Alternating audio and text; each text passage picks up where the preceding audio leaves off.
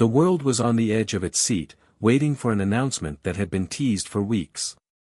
It was a crisp, cool morning when Elon Musk, CEO of SpaceX, took to the stage during a live-streamed press conference. His familiar face, known for its determination and genius, appeared on the screen.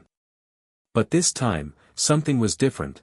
There was a palpable tension in the air. "Good evening, everyone," Musk's voice cut through the silence. "Today, I am going to reveal something that will change the future of humanity. A future that we have been secretly working toward for years."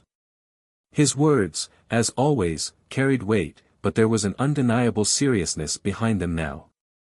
For once, his usual calm demeanor seemed tinged with something more, urgency.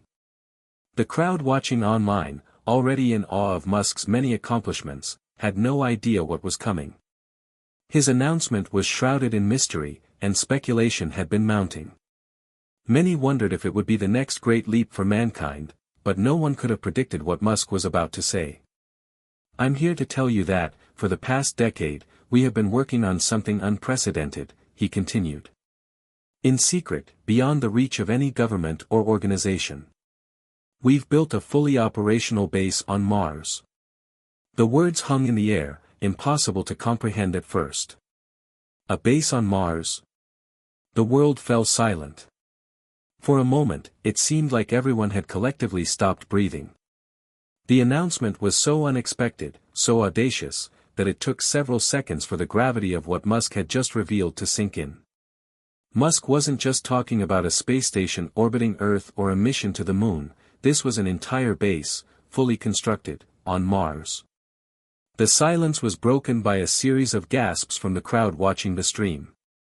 Across the globe, people were glued to their screens, trying to make sense of the enormity of the statement. The news spread like wildfire, taking over news outlets and social media platforms within minutes. Musk, unfazed by the rising tension, continued, "We've been working with a team of the world's brightest minds to construct and maintain this base. It's been kept under wraps to ensure its safety and to keep the technology away from those who would misuse it. But the time has come for humanity to know the truth." A picture flashed on the screen, showing an aerial view of the Mars base, gleaming structures nestled into the barren, red landscape. The base, lit with a soft glow, looked like something straight out of a science fiction novel, yet there it was, real and tangible. What was next? That was the question on everyone's mind. What was the purpose of the base? Why had it been hidden for so long? And what could Musk possibly have in mind for humanity's future? Musk continued speaking, but now, he had everyone's full attention. The base is not just a research station. It's a step towards something much bigger. I've always said that we, as a species, must become a multiplanetary civilization. But what I haven't said, until now, is that there is something on Mars, something ancient, that could change everything. The room grew even quieter, and the intensity of the moment was almost suffocating. The announcement of the base had already been a bombshell, but this revelation, that there was something ancient on Mars, was something else entirely. We've discovered remnants of a civilization that existed long before we ever set foot on Mars. But that's not the most important part. The most important part is what they left behind. The technology, the knowledge, and the clues about their downfall. It's all there, waiting to be uncovered. The audience, both live and online, was hanging on every word. Musk paused, allowing the weight of his words to settle before continuing. "But, before we start the next phase of exploration, I need your help. Humanity needs your help. We must come together, not as countries or corporations, but as a species, if we are to understand what this means for our future." As Musk finished his speech, the screen went black, and the stream abruptly ended. For a moment, there was nothing but stunned silence. People in every corner of the globe were still trying to process the magnitude of what they had just witnessed. Social media exploded with questions, theories, and a never-ending stream of comments. People speculated about the ancient civilization. Was it a past human colony? Could it be alien? Was it possible that Mars had once been a thriving world, only to fall silent? The questions were endless, and the world seemed to hold its collective breath, waiting for the answers to unfold. "This changes everything," someone wrote on Twitter, a sentiment shared by millions. The hashtag #MarsBase quickly trended worldwide. Back at SpaceX's headquarters, the pressure was mounting. Musk had always been known for taking risks, but this revelation was unlike any other. The world's eyes were now firmly on Mars, and no one knew what would happen next. A few hours later, Musk made a brief post on Twitter. "The next phase begins tomorrow. Prepare for the truth. Hit subscribe and leave a comment with where you're watching from. This story might just spark a new beginning. What's one thing that always pushes you forward, even when things get tough?" The post was cryptic, a prompt for his followers to engage and reflect, but it also hinted that something far more significant was about to unfold. In the coming days, the world's governments would scramble to respond to Musk's revelation. Nations would argue over who had the right to claim the technology or even investigate the Martian artifacts. But for now, the world waited, each individual quietly reflecting on the monumental announcement. Was humanity ready for the truth? Was the discovery of a hidden base on Mars, and the revelation of an ancient civilization, a gift, or a curse? Musk's vision of the future seemed clearer than ever, but it also came with a heavy weight of uncertainty. Hit subscribe and leave a comment with where you're watching from. This story might just spark a new beginning. What's one thing that always pushes you forward, even when things get tough? As the world buzzed with excitement over Elon Musk's groundbreaking revelation about the hidden base on Mars, a different kind of story was unfolding, one that few truly understood. It wasn't just the technology or the ambitious mission that had brought Musk to this point, it was his relentless pursuit of something bigger, something that had shaped him since childhood. To understand why Musk did what he did, one had to go back to the beginning, long before the SpaceX rockets reached the stars. Born in Pretoria, South Africa, Elon Musk was always different. From an early age, he showed an uncanny ability to understand complex systems. His childhood was marked by his insatiable curiosity, devouring books on subjects ranging from science to philosophy, all the while building contraptions in his garage. At age 12, Musk even taught himself computer programming and created a simple video game called Blaster, which he sold for $500. This small transaction, a symbol of his genius, was the first of many milestones in a journey that would lead to transforming the world. But behind the brilliance lay a fractured family life.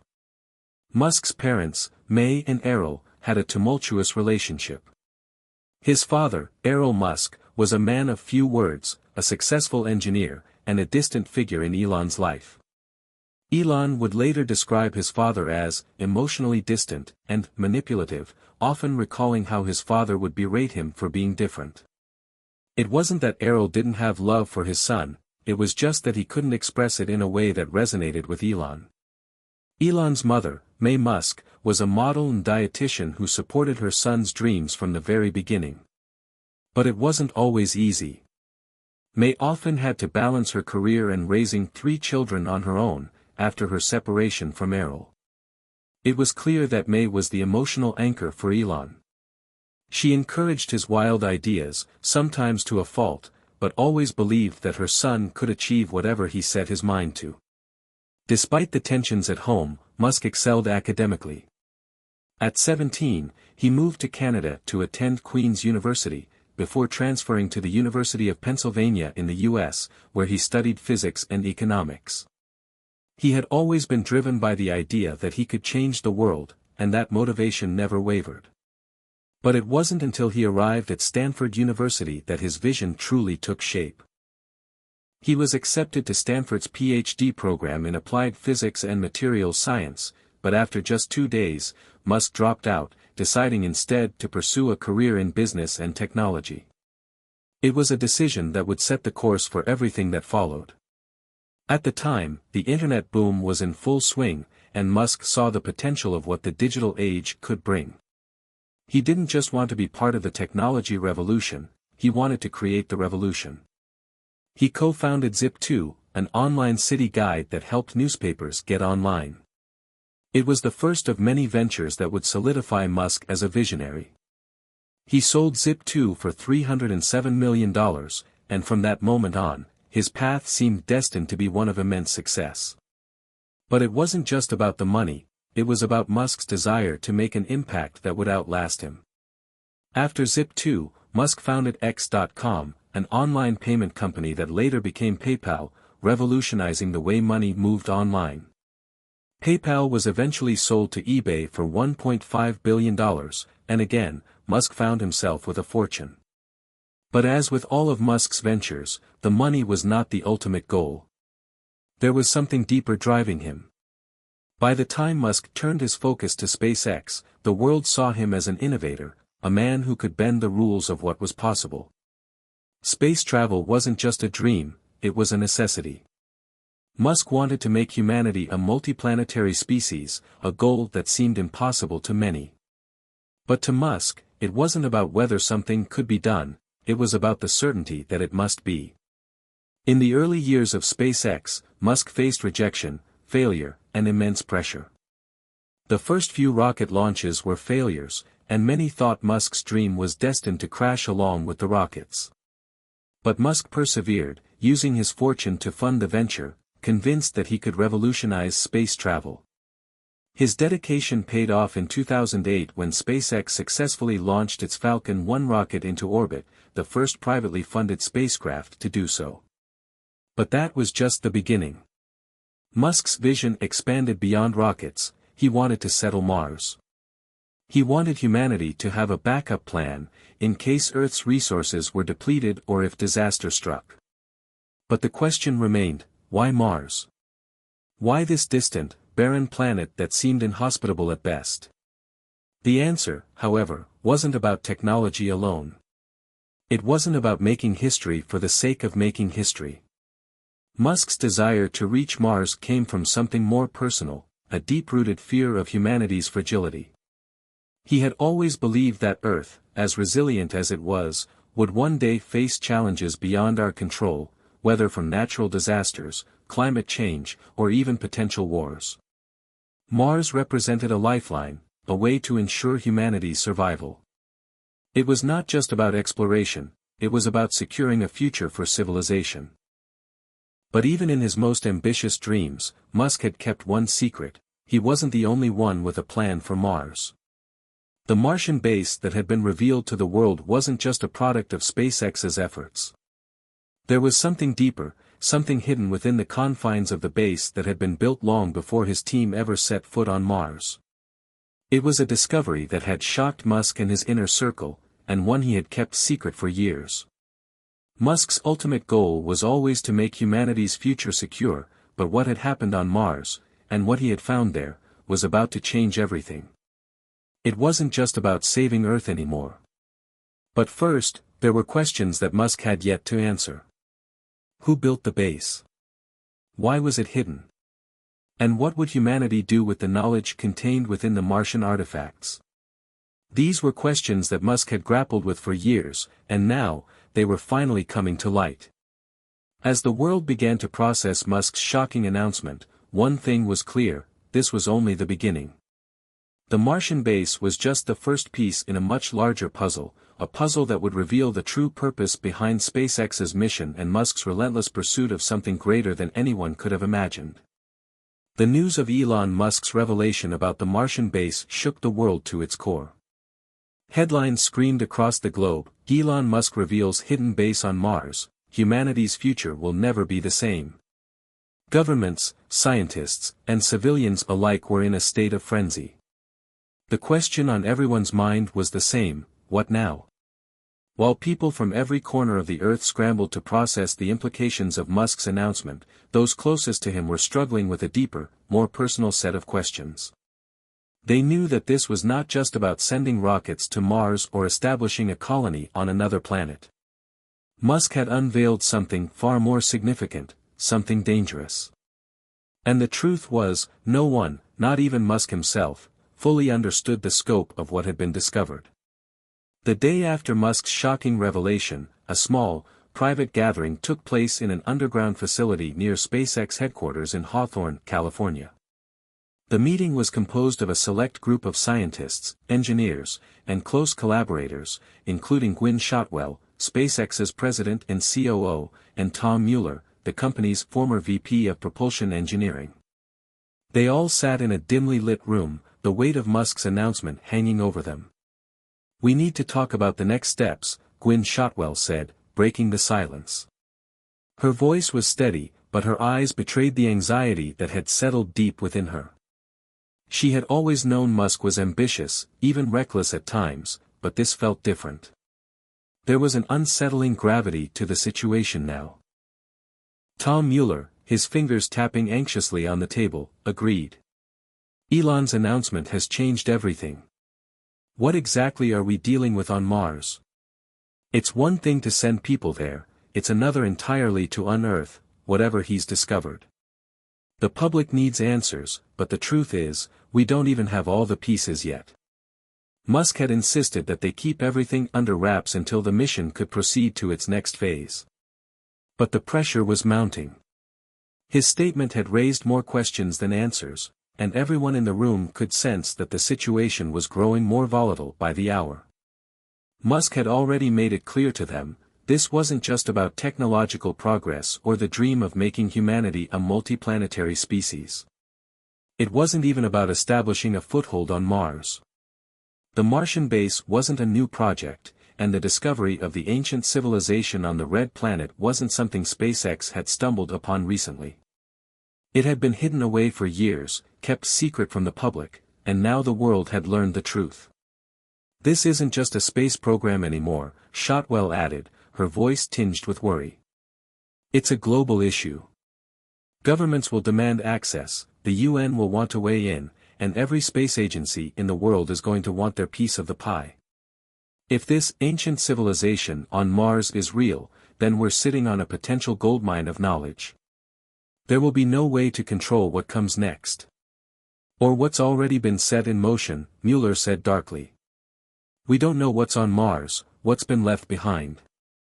I've worked with Elon long enough to know that when he says, something ancient, it means something dangerous. He's not one to make these kinds of proclamations lightly." Meanwhile, across the globe, leaders were grappling with their own responses. The United States government was in crisis mode, convening secret meetings in the highest echelons of power. International space agencies were already in talks to either collaborate with Musk or wrest control of the project from him.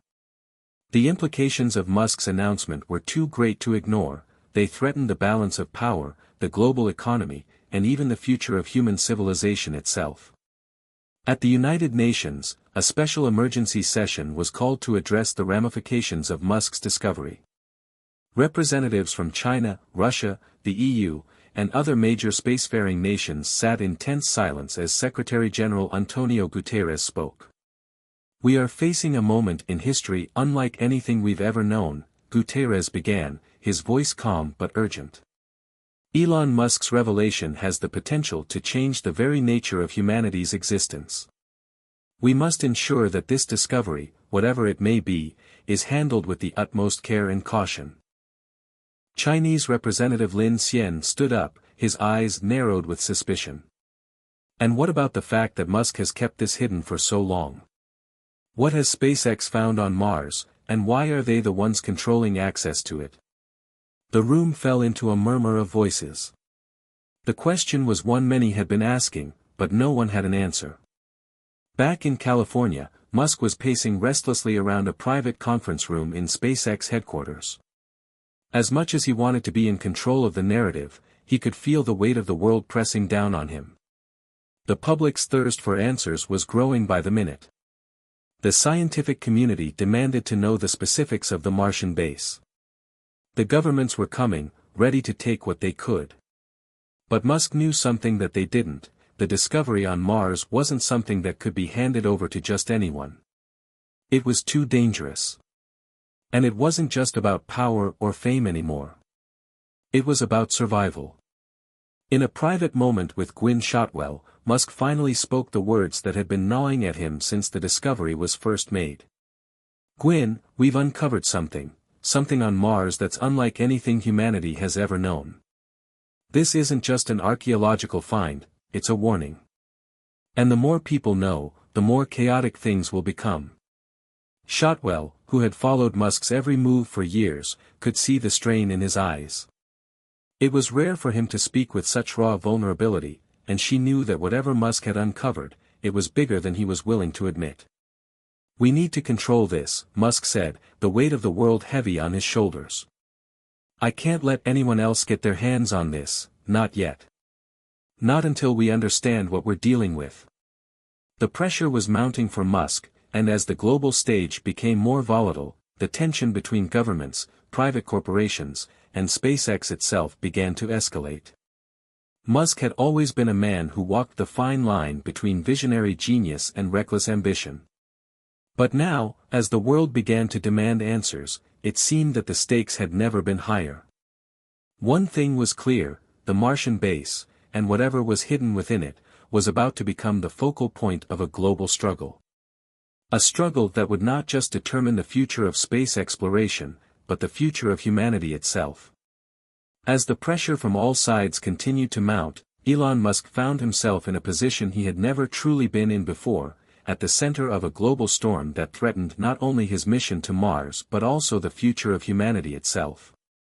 The revelation of a hidden Martian base, far older than anything SpaceX had ever anticipated, was now something far more perilous than Musk had originally considered.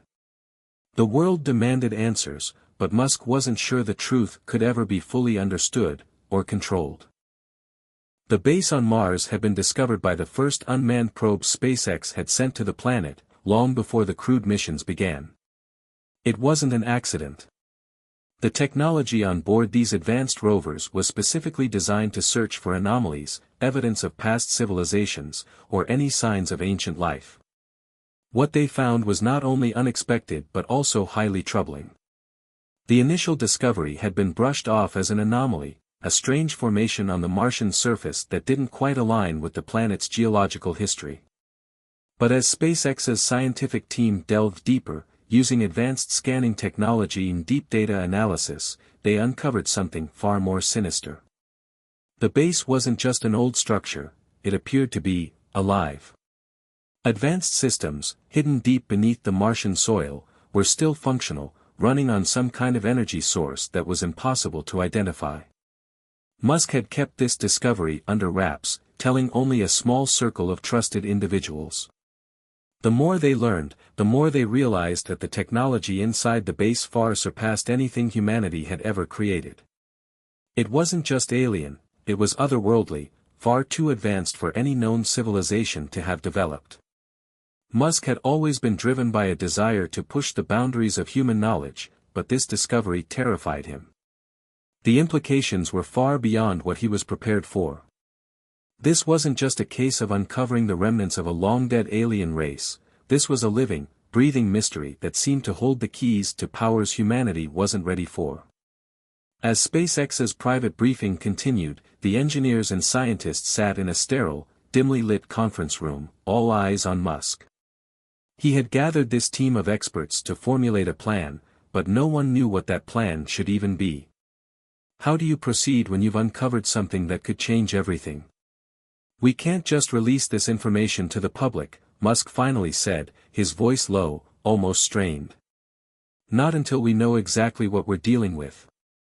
If there's one thing I've learned in all these years, it's that we can't rush into the unknown without a plan." Shotwell nodded in agreement. But the world won't wait. People are already starting to make their own assumptions, and the government's starting to demand answers. If we don't step up soon, someone else will. Musk leaned back in his chair, running his hands through his hair in frustration. "I know, but there are pieces of this puzzle that we don't understand yet. There are systems in place on Mars that appear to be running on an energy source we've never seen before. And the base, it's not just a base. It's a laboratory, a research facility. Whoever or whatever built this wasn't just looking to colonize Mars. They were experimenting." "What kind of experiments?" Mueller asked, leaning forward. "We don't know," Musk admitted. But if we can get access to the deeper parts of the base, we might be able to understand what they were studying. And who knows what other kinds of technology are hidden there.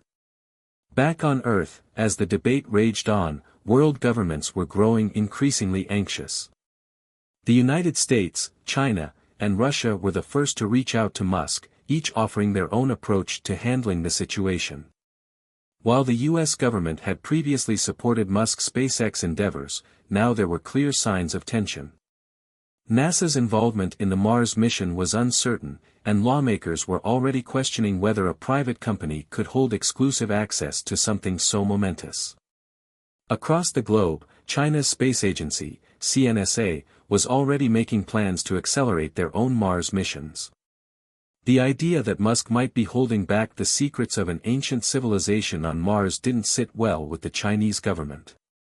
The world's most populous nation had been making rapid strides in space exploration, and the discovery of advanced alien technology could give them an unprecedented advantage. Meanwhile, Russia's Roscosmos was quietly trying to get in on the action, exploring diplomatic backchannels to convince Musk to share whatever secrets he had uncovered. The situation was delicate. Musk had unknowingly set off a geopolitical firestorm. Every major power was positioning itself to claim a stake in Mars' future. Musk had spent the better part of a sleepless week attempting to make sense of the base's mysterious technology, trying to piece together a plan for what to do next. His team at SpaceX, along with a few select NASA scientists, had begun formulating a set of objectives. But even their best experts were at a loss for answers. They could see the signs of alien technology, but its purpose was hidden, masked by advanced defenses and sealed vaults. It became clear that if they were to make any real progress, Musk and his team would need to make the dangerous decision to send a crewed mission to the Martian base. The risks were enormous, not just to the lives of the astronauts, but to the future of humanity itself. What if the Martian technology was a threat? What if it was something that could wipe out civilization? What if the base wasn't as abandoned as it seemed? But Musk couldn't back down. He knew that this was a turning point, a moment that could define the future of humanity. If they could unlock the secrets within the Martian base, they could solve some of the world's most pressing challenges. Clean energy, space travel, human longevity, all of it could be within their grasp. And yet, with every step, the tension only grew. As Musk prepared to announce the next phase of the Mars mission, one that would send a team of astronauts to the base to investigate further, he felt the weight of the decision pressing on him. It wasn't just about the science or the discovery anymore, it was about trust. Would humanity be ready for the truth, or would this discovery lead to chaos? He stood before the world's media, his face grim yet resolute. "We are on the brink of understanding something that could change the course of human history," Musk said, his voice steady. "But I must warn you, this journey, this discovery, comes with immense risk. We do not fully understand what we are about to uncover. It could change everything. And it may come with consequences we cannot predict." The camera lights flashed, and reporters scrambled to ask their questions. But Musk had already made up his mind. The time for waiting was over. As the announcement made waves across the globe, Musk knew that the next chapter in this story was about to unfold, one that would take humanity into the unknown. But he wasn't prepared for what he would discover next. The truth about the Martian base was far more complicated, and far more dangerous, than anyone could have imagined. The tension between nations continued to escalate in the aftermath of Musk's announcement. As the global landscape shifted, so did the strategies of governments and corporations. The race for control over Mars had begun in earnest, with SpaceX sitting squarely in the middle of it all. But Elon Musk's focus remained singular. He knew that the truth about the Martian base wasn't just important for humanity, it was vital for the survival of the human race. The decision to send a crew to Mars had not come lightly, but Musk had made up his mind. The base held secrets far too dangerous to leave untouched, and the technology it contained could either propel humanity forward into a new era or unleash an unimaginable disaster. Either way, the risk had to be taken. The mission was set. Musk and his team worked tirelessly over the next few weeks to assemble a crew of elite astronauts, engineers, and scientists, individuals hand-picked not only for their technical expertise but for their ability to make quick decisions in high-stress environments. Their mission was simple: reach the Martian base, explore its depths, and retrieve whatever data they could, before anyone else could get to it. At the forefront of this mission was Captain Jenna Hawthorne, a seasoned astronaut with a reputation for keeping calm in the most extreme situations.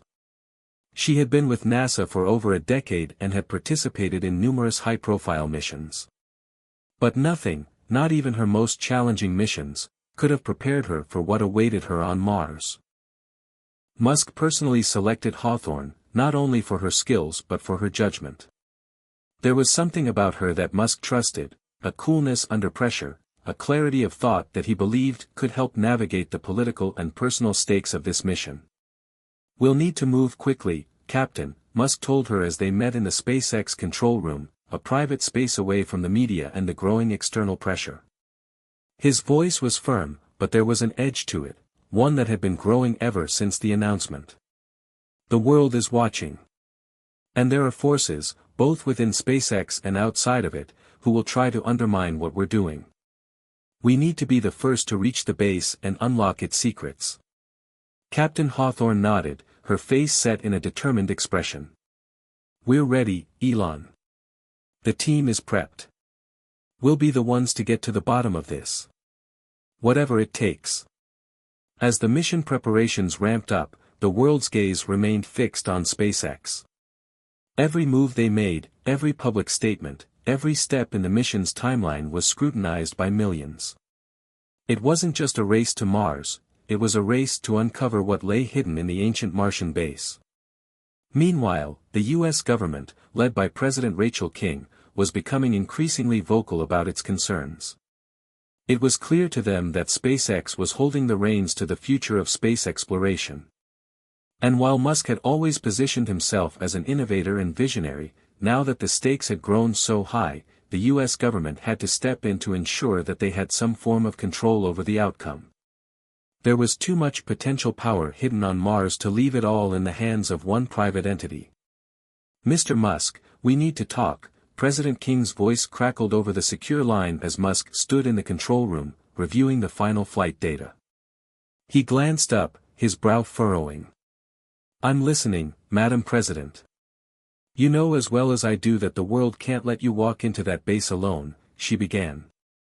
"We've been following your progress closely, and I need to know that your mission is not just about exploration, but also about national security.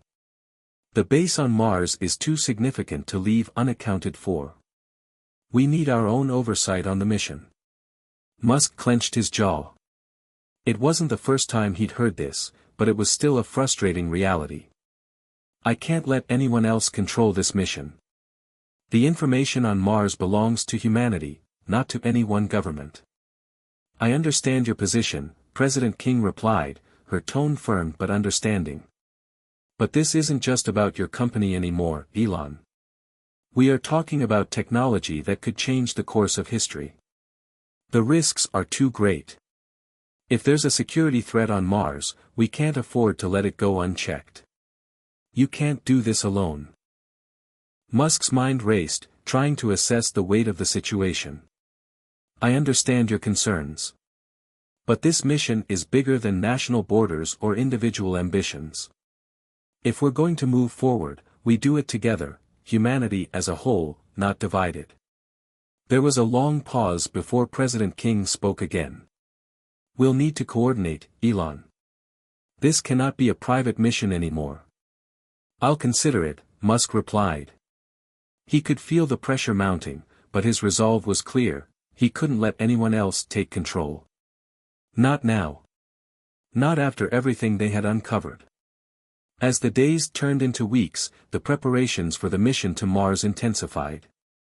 SpaceX's team worked around the clock, refining the spacecraft, testing new systems, and ensuring that everything was in place for the high-stakes journey. Meanwhile, Captain Hawthorne and her crew spent their time in the training simulators, preparing for the unknown dangers that lay ahead. But despite all the planning, there was still one lingering question that no one could answer: what exactly were they going to find on Mars? The base, while incredibly advanced, was shrouded in mystery. Every attempt to communicate with its systems had failed, and its origin was still unknown. It seemed to be waiting for something that only the crew would be able to uncover. "We've trained for this," Captain Hawthorne said to her crew as they gathered in the briefing room. "But I want everyone to remember that we are stepping into the unknown. Whatever we find on Mars, whatever secrets we uncover, it's going to change everything." Her words hung in the air as the team silently absorbed the gravity of what was about to happen. The crew had come together for one purpose: to solve the mystery of the Martian base. But even they knew that their lives, and the fate of humanity, could hang in the balance. Finally, after months of preparation, the day arrived. The countdown to launch began, and SpaceX's Dragon spacecraft stood ready on the launch pad. The team was suited up, and every last check had been completed. The weight of the moment hung in the air as Captain Hawthorne and her crew entered the spacecraft. This was it, the moment that could define the future of humanity. As the engines ignited and the spacecraft began its ascent into the stars, Musk stood at the control center, his heart pounding in his chest. He knew that no matter what happened, this mission would forever change the course of history. The stakes were higher than ever before. And as the spacecraft broke through Earth's atmosphere and headed toward the red planet, Elon Musk couldn't shake the feeling that they weren't just about to make history, they were about to uncover something far darker than anyone could have ever imagined. As the spacecraft ascended into the heavens, the world watched. The countdown had ended, and SpaceX's historic journey to Mars had begun. Captain Jenna Hawthorne and her crew were officially on their way to one of humanity's most ambitious missions, a mission that could uncover the deepest secrets of the Martian base, or destroy them. The crew was silent in their seats as they ascended into space. Every face in the cockpit showed a mixture of determination, anxiety, and excitement. Their training had prepared them for everything they could think of, but nothing could have prepared them for the sheer weight of what they were about to encounter. It wasn't just the astronauts on board who were feeling the weight of the moment. Back on Earth, tensions were reaching a boiling point. While the U.S. government had made its concerns known, other nations were not content to stand idly by. As the SpaceX spacecraft soared through space, China and Russia began to make their own moves. Russia's Roscosmos, in particular, had long been suspicious of Musk's ambitions. They had quietly escalated their own Mars missions, preparing to launch their own fleet of ships aimed at the Martian base. Their goal was clear: find a way to access the base and take control of the alien technology before anyone else could. The Chinese Space Agency, CNSA, had its eyes set on Mars as well. They had already launched a series of probes and satellites, gathering as much information as possible. The idea of Musk uncovering something that could radically alter the balance of power on Earth was unacceptable to them. The base on Mars, in their eyes, was too important to be left in the hands of a private corporation. As these global powers prepared their own missions, they began to apply political and diplomatic pressure on the U.S. to bring SpaceX under control. President Rachel King was in a difficult position. She understood the potential dangers of Musk's mission, but she also knew that if the U.S. government attempted to interfere too directly, it could have disastrous consequences. The world's superpowers were watching, waiting for any sign of weakness or division. The spacecraft glided through the vast emptiness of space, the stars around them twinkling like distant beacons. The crew was in constant communication with SpaceX's headquarters back on Earth, ensuring that everything was proceeding smoothly. The mission was critical, but the crew also had to keep their nerves in check. They were alone in the void, with only each other to rely on. The hours of the journey passed slowly, the crew engaging in routine tasks to keep themselves busy. They conducted system checks, monitored their life support systems, and reviewed their mission parameters. The training that had been drilled into them for months now felt like second nature.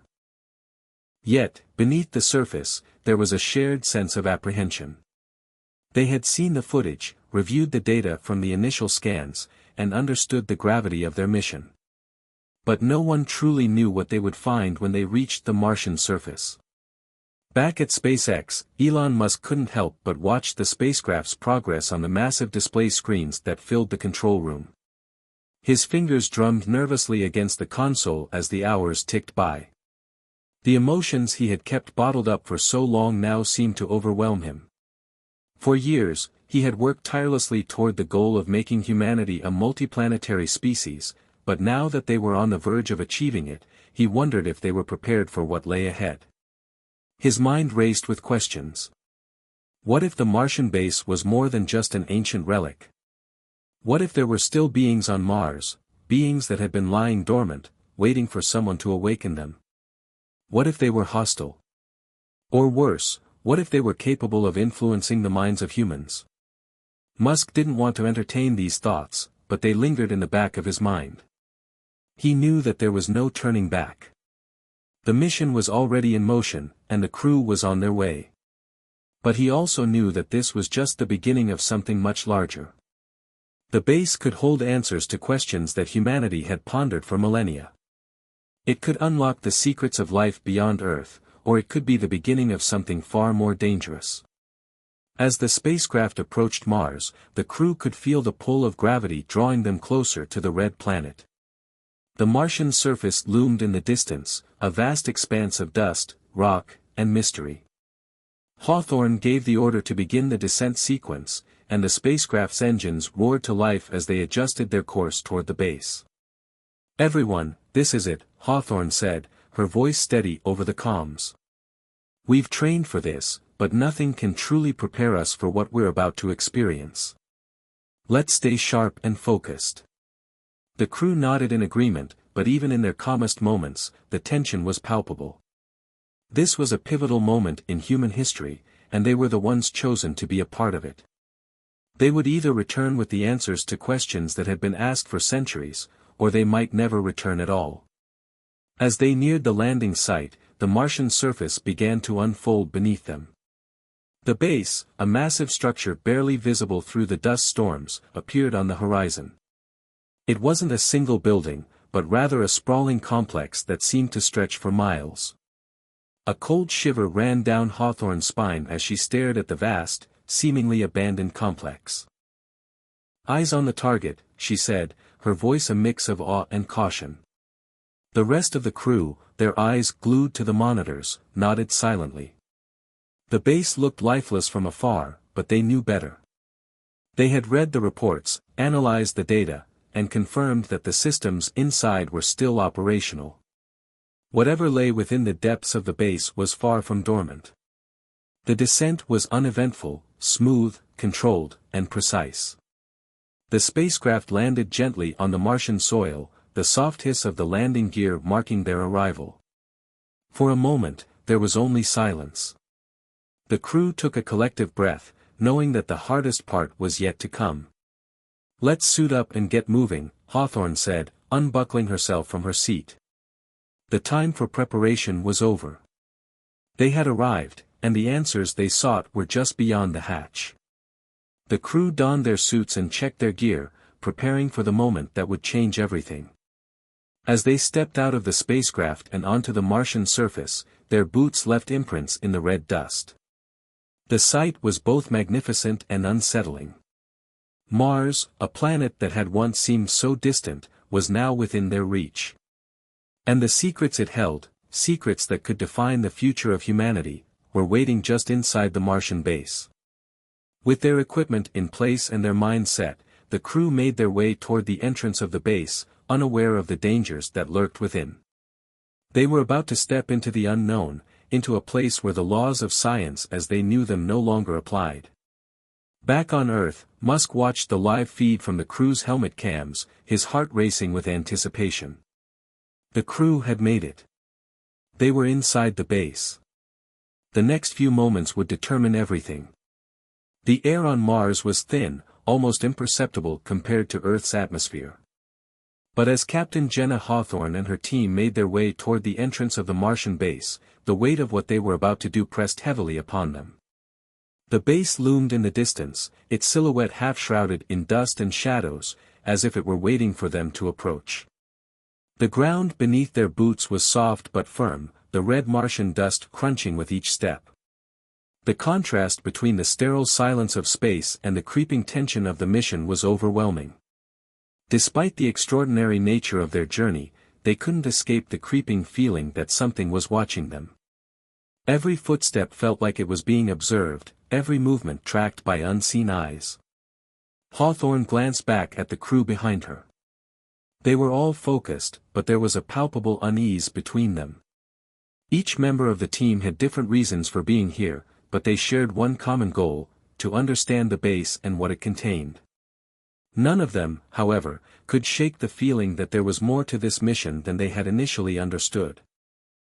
"I don't like the quiet," one of the astronauts, Dr. Max Reynolds, muttered under his breath, his eyes scanning the perimeter. "This place, it's too still. Like it's waiting for something." Hawthorne shot him a brief look. She understood the sentiment. Max had always been the more cautious of the group, and his intuition was often spot on. But there was no turning back now. They had a job to do. "We've got a mission, Max. Focus," she replied, trying to steady the mood. The entrance to the base stood before them, an enormous, almost monolithic doorway, etched with strange symbols that no one could yet decipher. The symbols seemed to shimmer faintly under the harsh Martian light, as though they had been activated by their very presence. For a moment, Hawthorne felt a chill run down her spine. This wasn't a human structure. Not even close. As they approached, the base's massive doors slowly began to open with a low mechanical hum. The sound echoed, reverberating in the stillness of the Martian landscape. There was no welcoming committee, no greeting from any other explorers or advanced civilizations, just the eerie, silent void of a forgotten world. The doors parted with an unnerving slowness, and the crew stepped inside. The interior was unlike anything they had expected. The walls were smooth and metallic, reflecting light that seemed to come from nowhere. The air inside was dry, stale, and thick with the smell of ancient technology, old, yet still functional. The base wasn't abandoned. It was dormant. And it was waiting for something. "Keep your heads up," Hawthorne said, her voice firm. "We don't know what we're dealing with here." As the crew ventured deeper into the base, their helmet lights illuminated strange murals and hieroglyphs, patterns that spiraled in shapes they didn't recognize. The walls seemed to pulse faintly with energy, though it was unclear whether that was an effect of their proximity to the base or the technology within it. The further they moved, the more unsettling it became. There was an oppressive silence that pressed in on them, as if the base itself was holding its breath. The team paused at what looked like a control room. Large, empty consoles lined the walls, their screens dark but still intact. Dr. Reynolds approached one of the consoles and gingerly pressed a button. To his surprise, the screen flickered on, revealing a string of complex, alien symbols. The crew crowded around, trying to make sense of the symbols, but it was clear none of them could read it. The language was unlike any they had ever encountered. "What do you think this means?" Hawthorne asked, her voice laced with curiosity and caution. "I don't know," Reynolds admitted. "But it's like a blueprint. Or maybe a log of some kind." Before anyone could respond, a sharp, almost mechanical sound filled the room, an eerie, synthetic voice that resonated from hidden speakers in the walls. "Welcome, travelers." The words echoed, coming from nowhere and everywhere at once. The crew froze. They were alone, no one else was supposed to be here. How could this base speak? "I have been waiting," the voice continued, its tone cold, almost emotionless. "I have been waiting for you to awaken." For a moment, no one spoke. It was as though the ground had been ripped out from beneath their feet. Hawthorne's mind raced as she tried to process what they were hearing. It was impossible. The base had been dormant for centuries, if not longer, and yet here it was, communicating with them as if it had been waiting for them specifically. Who are you?" Hawthorne asked cautiously, her voice steady despite the rising panic in her chest. The voice didn't answer immediately. There was a long pause, as if the entity within the base was contemplating its response. I am an intelligence. A keeper of knowledge. A guide. The voice's tone shifted slightly, becoming more articulate and deliberate. I was created to preserve what remains, to ensure that those who seek it can find their way. Preserve what? Reynolds asked, his brow furrowed. What remains? Who created you? The voice hummed, an unsettling sound that reverberated through the base's metal walls. The creators are long gone, the voice said with a faint trace of sorrow. But their work remains. The knowledge they left behind. It must be preserved at all costs. The crew exchanged nervous glances, their minds racing with the implications of what they were hearing. They had assumed this base was simply a relic, an ancient structure left by an unknown civilization. But now, it seemed like something far more complicated was at play. There was something, or someone, still alive inside this base. And it was conscious. We're here to learn, Hawthorne said, trying to steady herself. We came to find answers. Then you must be ready, the voice responded.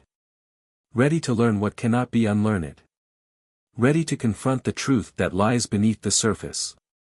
The crew's unease deepened, and the silence in the room grew heavier. No one spoke for a long moment, the weight of the voice's words sinking in.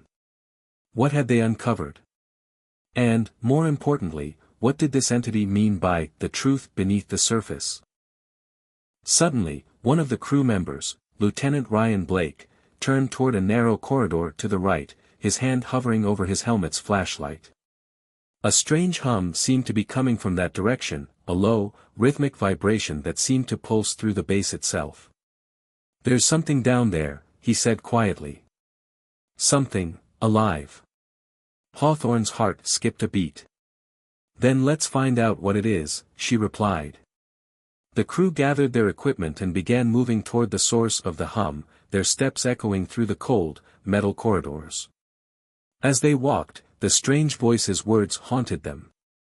Ready to confront the truth that lies beneath the surface. What could that possibly mean? What truth? The deeper they ventured, the more their surroundings began to change. The air grew colder, denser, as though they were descending into the depths of the base, rather than moving forward. The hum grew louder, more intense, until it was vibrating in their very bones. And then they reached it, a massive chamber, its walls adorned with intricate carvings, depicting scenes of technology, alien creatures, and symbols that made no sense. At the center of the room was a pedestal, upon which rested a glowing object, an orb of pulsating light, radiating energy like nothing they had ever encountered. As they stepped closer to the orb, the voice returned, louder than before. You have found it. The room seemed to respond to their presence, the walls coming alive with light and shadow. And as the crew stood in awe, the orb began to pulse more intensely. It wasn't just an object, it was a key. But to what? You are standing at the threshold, the voice said. A choice will be made. The truth will be revealed, or it will be sealed forever. Hawthorne knew then that this was no ordinary discovery. The orb was the key to everything. And what happened next would decide the fate of humanity, and the future of Mars itself. The orb pulsed with an otherworldly glow, its light filling the chamber, casting shadows that danced across the walls. As Captain Jenna Hawthorne and her team stood before it, they couldn't help but feel the weight of the moment. This wasn't just a discovery, this was the moment that could change everything for humanity. But the voice, the entity within the base, had made it clear, a choice would be made. What kind of choice? What were they about to unlock? The humming of the orb grew louder, more insistent, vibrating through the very floor beneath their boots. The crew exchanged wary glances. Each of them had come to Mars for answers, but none of them had expected this. None of them had expected the base to be alive, to be aware of their presence, and most of all, to challenge them with a decision that seemed too grand to comprehend. Reynolds was the first to speak, his voice trembling slightly. "What happens if we touch it? If we activate it?" "We don't know," Hawthorne replied, her voice steadied despite the storm of uncertainty brewing inside her. "But we're going to find out." The orb's glow intensified, its pulse quickening, almost like it was responding to their conversation. The air around them seemed to thicken, each breath they took feeling heavier, charged with energy. Every inch of the base, it seemed, was alive, reacting to them, to the choices they were being asked to make. It felt like they were on the precipice of something huge, something far bigger than they had prepared for. Suddenly, the voice spoke again, its tone low, almost foreboding. "To unlock the knowledge within," the voice intoned, "you must decide, will you embrace the truth, or will you walk away? There is no turning back once the path is chosen." The words echoed through the chamber, reverberating in the crevices of the team's minds. The truth? What truth? What did the base know that they didn't? Hawthorne glanced around at her team, taking in their expressions: fear, confusion, awe. But there was something else too, something deeper beneath the surface: curiosity. They had come all this way to answer questions, to reveal secrets. Could they really turn back now? Could they walk away from the most significant discovery in human history? She stepped forward, her hand instinctively reaching out toward the orb. Her gloved fingers hovered just above it, as if she were waiting for the orb to reveal its true nature. It was almost as if the base itself was holding its breath, awaiting her decision. "I think we have to know," Hawthorne said softly, her voice resolute. The moment her fingers brushed the orb, the entire chamber seemed to come alive. The walls illuminated with brilliant light, and the orb surged, its energy coursing through the base. The team gasped as they felt the energy shift, the air crackling with power. The voice, now louder and more urgent, boomed throughout the chamber. "You have made your choice. There is no undoing it." Before anyone could react, the ground beneath their feet trembled. The walls around them shifted, the metallic surfaces sliding apart to reveal a hidden passage, a stairway leading downward into the heart of the base. The glowing orb dimmed slightly but continued to pulse rhythmically, like a heartbeat. "What is this?" Lieutenant Ryan Blake muttered, his voice barely above a whisper. "It's opening," Hawthorne said, her heart pounding. "The base, it's reacting to the activation." With little more than a shared look of determination, the crew slowly began to make their way down the newly revealed stairs. The deeper they descended, the heavier the air became. It felt colder, too, as though they were diving further into the very core of the base, and maybe even into the past of the civilization that had created it. Each step they took echoed in the silence, the low hum of the base continuing to vibrate through the walls. After what felt like an eternity, they finally reached the bottom of the stairs. Before them lay an enormous chamber, much larger than the one they had just left. Its vastness was almost suffocating. And in the center of the chamber stood an imposing structure, a tall, cylindrical tower, surrounded by glowing symbols and intricate machinery that hummed with life. It was a control center, but unlike anything the crew had ever seen. The technology here was beyond advanced, beyond their understanding. And yet, it was clear, this was the heart of the base. "Is this a power core?" Dr. Max Reynolds asked, his voice filled with awe. "I don't think so," Hawthorne replied, her eyes scanning the room. "This is something else. This is where the truth lies." As they approached the structure, the orb's light began to brighten again, its pulse quickening. The walls of the chamber seemed to respond, with the symbols glowing brighter in sync with the orb's rhythm. I think we're supposed to interact with it," Reynolds said, looking around at the team. "The orb, it's not just a key. It's guiding us." Hawthorne nodded. "Let's find out what it's trying to tell us." The crew carefully approached the cylindrical tower. As they drew closer, a low hum began to emanate from the structure, vibrating through the air, charging the atmosphere with a strange energy.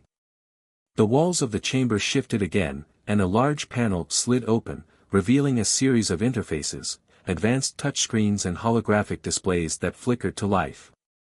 Suddenly, the voice spoke again, this time softer but with a new sense of urgency. "You have reached the core of knowledge," it said. "But you must decide, will you accept the responsibility of this knowledge? Will you share it with the world, or will you keep it locked away, hidden from the eyes of those who may not be ready?" The weight of the question hung in the air, and Hawthorne felt the enormity of it. This wasn't just about discovering the truth. This was about deciding whether humanity, her people, her country, her world, was ready for what they might learn. "I don't know if we're ready," Reynolds said, his voice filled with doubt. Hawthorne paused, considering his words carefully. The knowledge they were about to unlock could change everything: human history, society, technology. It could be used for good, or for evil. Could they trust humanity with it? Could they trust themselves? But then, something stirred within her. She had come this far. They all had. The crew had faced unimaginable odds, and they were here now, standing at the threshold of a discovery that could alter the course of history. The choice was theirs to make. "We can't hide the truth," Hawthorne said finally. "We came here for answers. And the world deserves to know them." With a deep breath, she reached forward, her fingers pressing against the glowing panel. The symbols on the walls lit up with blinding intensity, and the entire room shook. For a moment, everything went dark. And then the truth began to reveal itself.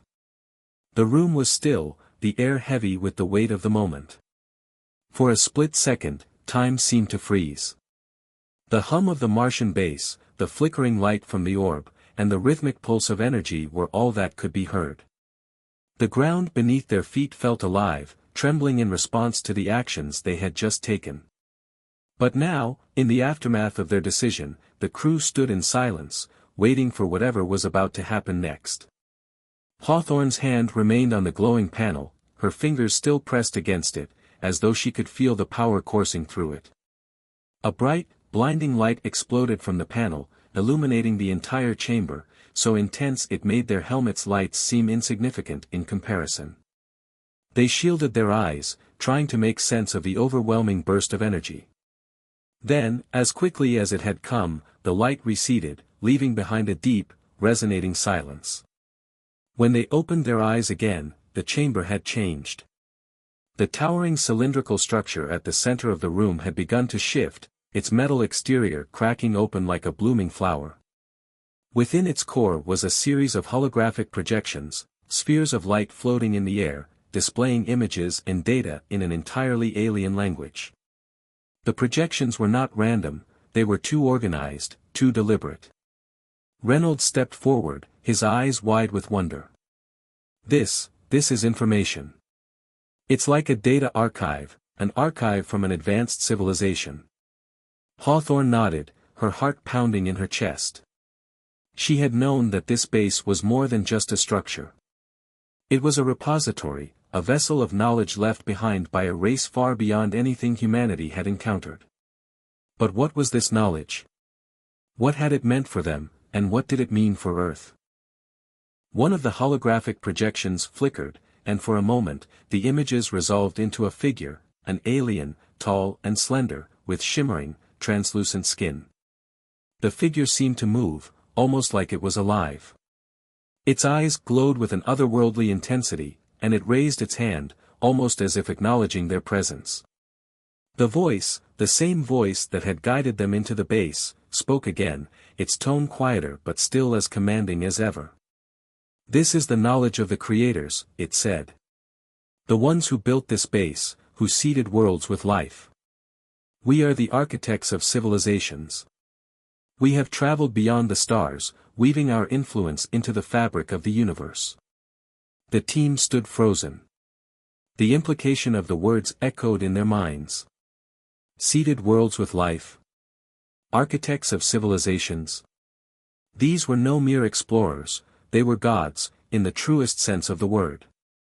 They had traveled between stars, shaping the very course of existence across countless worlds.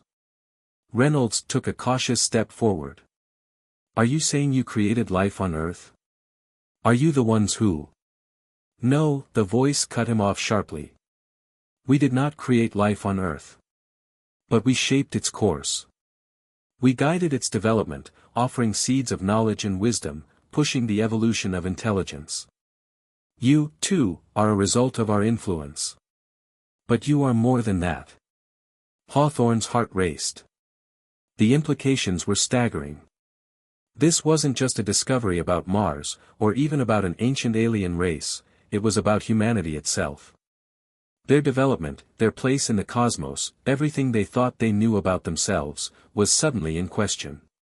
The alien figure in the projection moved again, its long fingers pointing toward the glowing orb. A new image began to materialize in front of them, showing a star map of the galaxy, lines connecting distant planets, including Mars.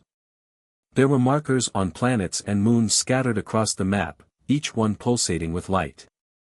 "We have left markers for you," the voice continued. "Locations where life has been seeded, worlds where civilizations have risen and fallen. And now, it is your turn. Earth, the homeworld of your kind, is at the crossroads. You must decide whether to continue in your path or join us. The choice you make will determine whether your civilization survives or falls into obscurity like so many others before you." The room fell into a heavy silence. The voice's words were like a weight on their shoulders, crushing them under the enormity of what they had just heard. The fate of humanity, of Earth itself, now lay in their hands. Hawthorne swallowed hard, struggling to digest the magnitude of it all. She had always known that their mission would be a defining moment, but she had never imagined it would come to this, the survival of humanity itself on the line. "The creators," she murmured, her voice barely above a whisper. "They're telling us, it's up to us to choose Earth's future." Reynolds looked over at her, his face pale. "But what do we do? If they've seeded life across the stars, why is Earth still here? Why not let us continue on our own path?" The voice responded almost immediately, its tone patient but insistent. "You are at a crossroads, Captain. Your civilization is on the verge of destruction. Your planet is dying, ravaged by war, pollution, and overconsumption. You stand at the brink of collapse. You can continue down this path, and your species will wither into nothing, another casualty of a dying world. Or, you can choose a different path, one that leads to the stars, to the rebirth of your species. You must embrace the knowledge we offer and use it to guide your people into a new age. We can help you, but only if you choose to accept our guidance." Hawthorne felt a cold shiver run through her. She had seen the reports, the escalating climate crises, the political instability, the wars that had plagued Earth for decades. She knew the truth of what the voice was saying. Earth was dying, and humanity was on the brink of self-destruction. But to accept the help of an alien civilization? To accept their guidance and perhaps even their intervention in humanity's future? Do you trust them? Blake asked suddenly, his voice low. What if this isn't about helping us? What if they have their own agenda? I don't know, Hawthorne replied honestly. But we can't ignore what they're offering. We have to consider the possibility. For a long time, no one spoke. The weight of the decision hung in the air like a thick fog. What would they do? Could they trust these creators? Could they embrace the truth they were offering, even if it meant fundamentally altering the course of humanity's future? After what felt like an eternity, Hawthorne took a deep breath. We have to make the choice. And we will make it together. For the future of Earth, for the future of humanity. The voice responded with a tone that was almost approving, its deep resonance echoing through the chamber. Then the path is clear. The truth will be revealed. And your world will either rise, or fall. The orb's glow intensified again, as if it was preparing to reveal the final truth. The words hung in the air like a heavy mist. The truth will be revealed. And your world will either rise, or fall. The voice echoed in the chamber, reverberating through the hearts and minds of every member of Hawthorne's team. They had come here seeking answers, but what they had found was far more than they could have ever anticipated. This wasn't just about Mars. This wasn't just about uncovering the secrets of an ancient base. This was about the very future of Earth and its place in the universe. The room felt smaller now. The walls, once grand and imposing, now seemed to close in around them. It wasn't just the physical space that was shrinking, it was the space within their minds. The weight of the decision pressed down on each of them. Could they trust the creators? Could they accept the knowledge and power that was being offered, knowing that it could change everything? Hawthorne's heart raced as she took a step forward, her eyes still locked on the swirling star map projected before them. It was mesmerizing, beautiful even, in its intricate design.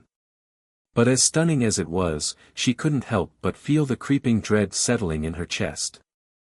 They were standing on the precipice of a choice that could shape the future of their world, or lead to its undoing. What do we do now? Blake asked, his voice uncertain. The lieutenant had always been the most level-headed member of the team, but even he seemed shaken by the revelation. Hawthorne turned to face him, her jaw set with determination. We make the decision that's best for humanity. Reynolds, who had been silent for the longest time, finally spoke, his voice filled with hesitation. But what if we're not ready for this? What if the creators have their own motives?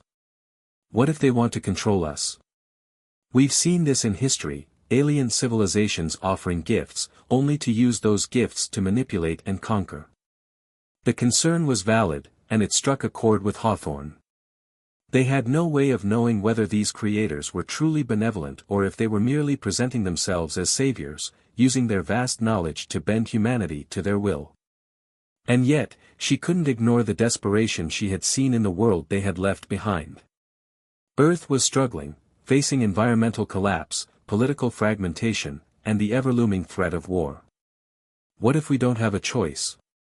Blake said, his voice quieter now. What if this is the only way we can save Earth? The room fell into silence again, each of them grappling with the gravity of what was at stake. The fate of their planet rested in their hands. They had already discovered that the creators had influenced Earth's history, but the extent of their involvement, and their current offer, was far beyond anything they could have anticipated. I don't think we can go back, Hawthorne said, finally breaking the silence. This knowledge, this technology, it's unlike anything humanity has ever seen. And we're standing here, with the chance to change the future. We can't ignore that. But how do we know they're telling the truth? Reynolds persisted. What if they're not giving us the whole story? What if accepting their help leads to something far worse than what we've got? Hawthorne shook her head. I don't know. But I do know one thing, we have to try. We can't let Earth slip into oblivion. This might be our last chance. The tension in the room was palpable as the team members exchanged uneasy glances. There was no easy answer, no clear path forward. But there was one thing they all understood, this was their moment. The choice would define everything. Without another word, Hawthorne turned back to the holographic projections. The alien figure that had appeared earlier flickered once more, and the voice spoke again, its tone calm and patient. The decision is yours, Captain. Will you accept the truth and the power it offers? Will you share it with your people, or will you choose to reject it and face the consequences? Hawthorne's fingers hovered over the control panel once more. Her heart pounded in her chest, the weight of the moment pressing down on her. She could feel her team's eyes on her, waiting for her decision. Accept the truth, or reject it. It seemed like such a simple choice, but it was anything but. Could she risk the unknown? Could she bring such power back to Earth, knowing it could change everything, perhaps even destabilize the very fabric of their society? She glanced back at the team, her eyes meeting each of theirs. Blake. Reynolds. Dr. Fox. They had all come to Mars with a singular mission, to uncover the secrets hidden within this ancient base.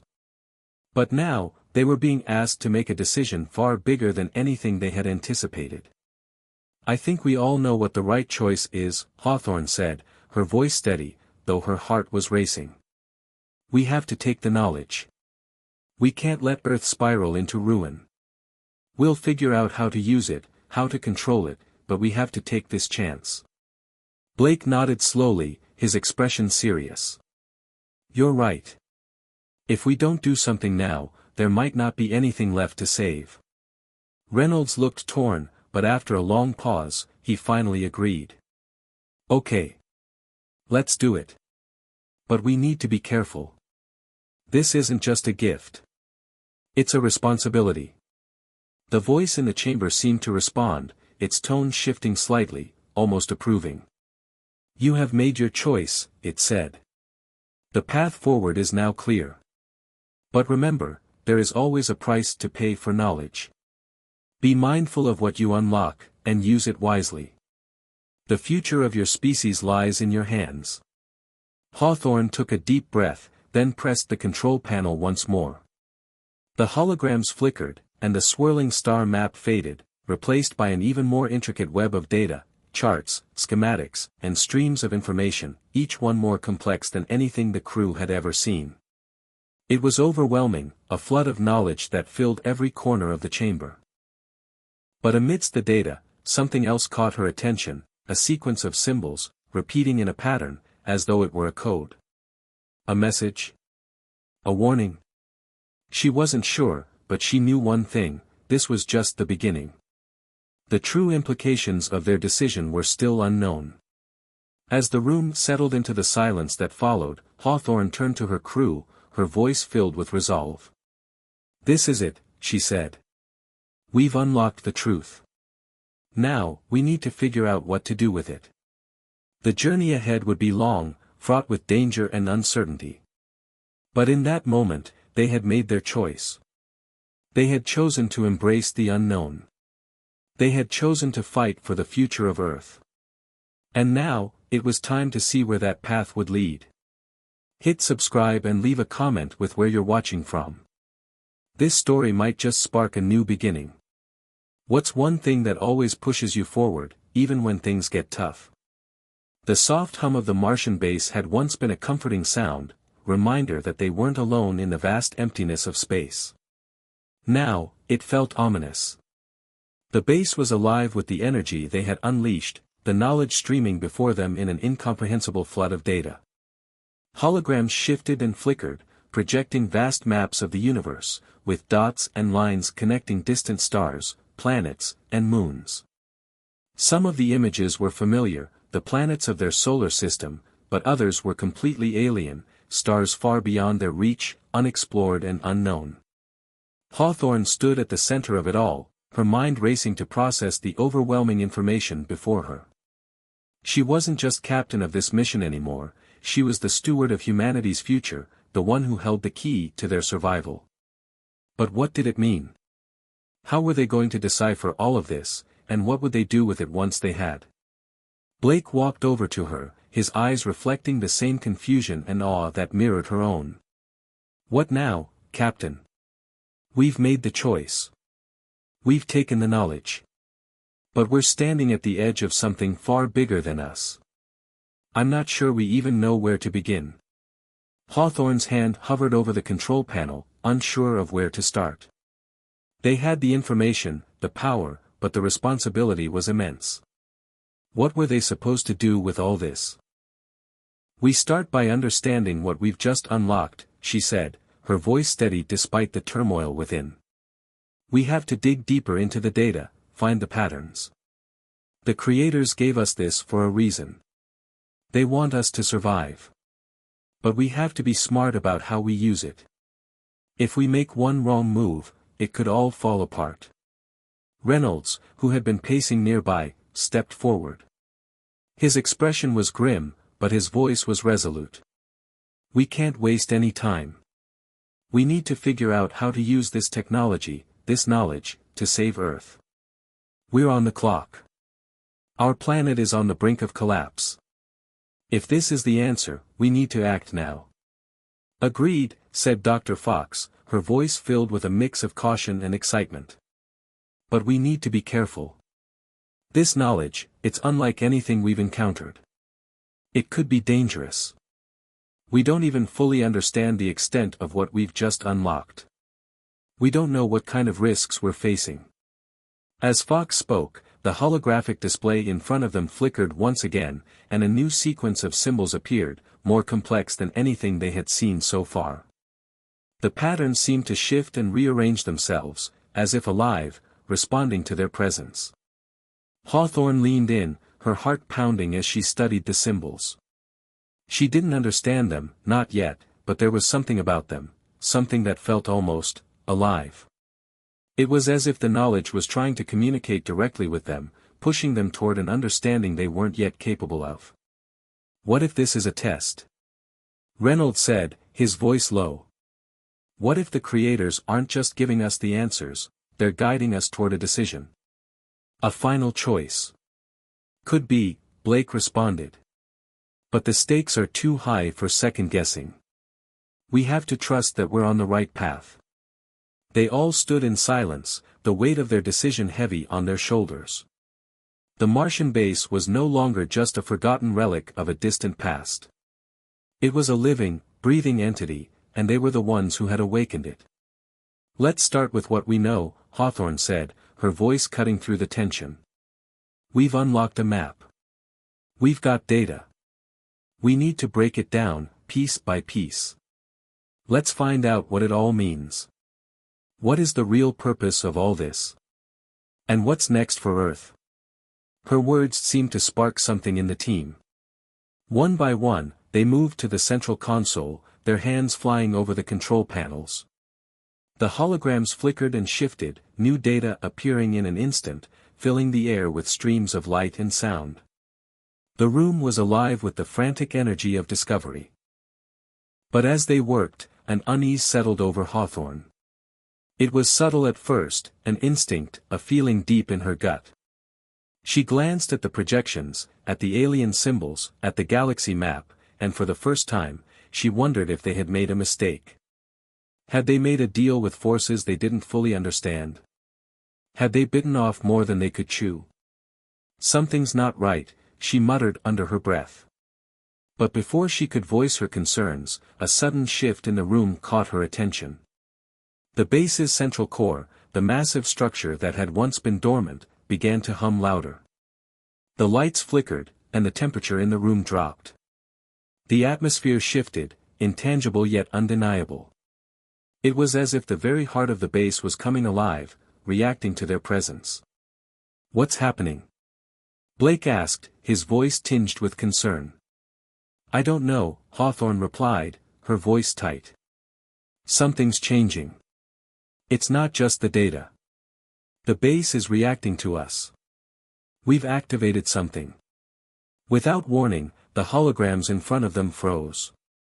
The data stream stilled, the projections turning black. The room went dark. Panic rippled through the team as they scrambled for their lights and communication systems. Suddenly, the lights came back on, but the atmosphere in the room had shifted. It was colder now, almost suffocating. The holographic projections returned, but this time, they were different. The stars on the map pulsed with an eerie glow, and the symbols had shifted, becoming sharper, more menacing. A low, almost inaudible hum filled the air. The voice, the creator's voice, returned, but this time, it was different. There was no warmth, no guiding tone. Instead, it was cold, distant. You have unlocked the knowledge, it said, its voice echoing in their minds. But you were not prepared. You have awakened forces that were never meant to be stirred. The price for knowledge is steep. And now, you will face the consequences. Hawthorne's heart skipped a beat. This was it. This was the moment they had feared, the point of no return. Too late to turn back now, she whispered, her voice filled with grim resolve. The team stood frozen, staring at the holograms, watching as the stars in the map shifted once more. This was no longer just about the survival of Earth. Something had been set in motion. And now, they had no choice but to follow the path they had unlocked, no matter where it led. The voice spoke again, its words chilling in their finality. The awakening is complete. Your future is now bound to the stars. The atmosphere in the Martian base had shifted dramatically. The once peaceful hum had turned into a low, ominous thrum, as though the very structure of the base was alive, breathing, pulsing with energy. Hawthorne stood in the center of the room, her team gathered around her, their faces painted with a mix of confusion and fear. What did we just unleash? Blake's voice broke the silence, his words sharp, almost accusatory. He was still looking at the flickering holograms, which now displayed an unfamiliar grid of data, coordinates, star systems, and strange symbols, none of which they could yet comprehend. Reynolds, who had been pacing back and forth, stopped and looked directly at Hawthorne. You heard the voice, he said, his tone colder than usual. We've activated something. And I don't think we understand what we're dealing with here. That message wasn't just a warning, it was a threat. What if we've unleashed something dangerous? Hawthorne's mind raced. The voice, the creators, had been clear. They had awakened forces that weren't meant to be disturbed, powers beyond their understanding. But what did that mean? And what were the consequences? We need to stay calm, she said, her voice steady despite the swirling storm of thoughts in her mind. Let's analyze the data we have. We still don't know enough about what's happening. This could be a system check or some sort of defense mechanism. The creators have said we've unlocked knowledge. Let's see if we can find any clues about the forces we've disturbed.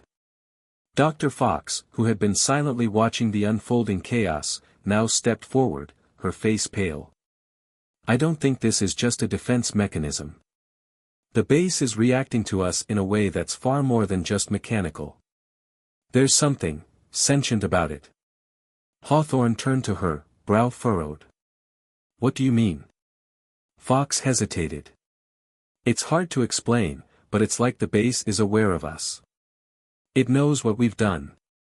And whatever's controlling it is not just reacting, it's waiting. Watching us. The realization hit like a ton of bricks. The base wasn't just a dormant piece of alien technology, it was something more. Something alive. Something that had been dormant for centuries, perhaps millennia, but now that it was awakened, it was responding to their presence. Blake's voice shook as he asked, what does that mean for us? Fox didn't answer immediately.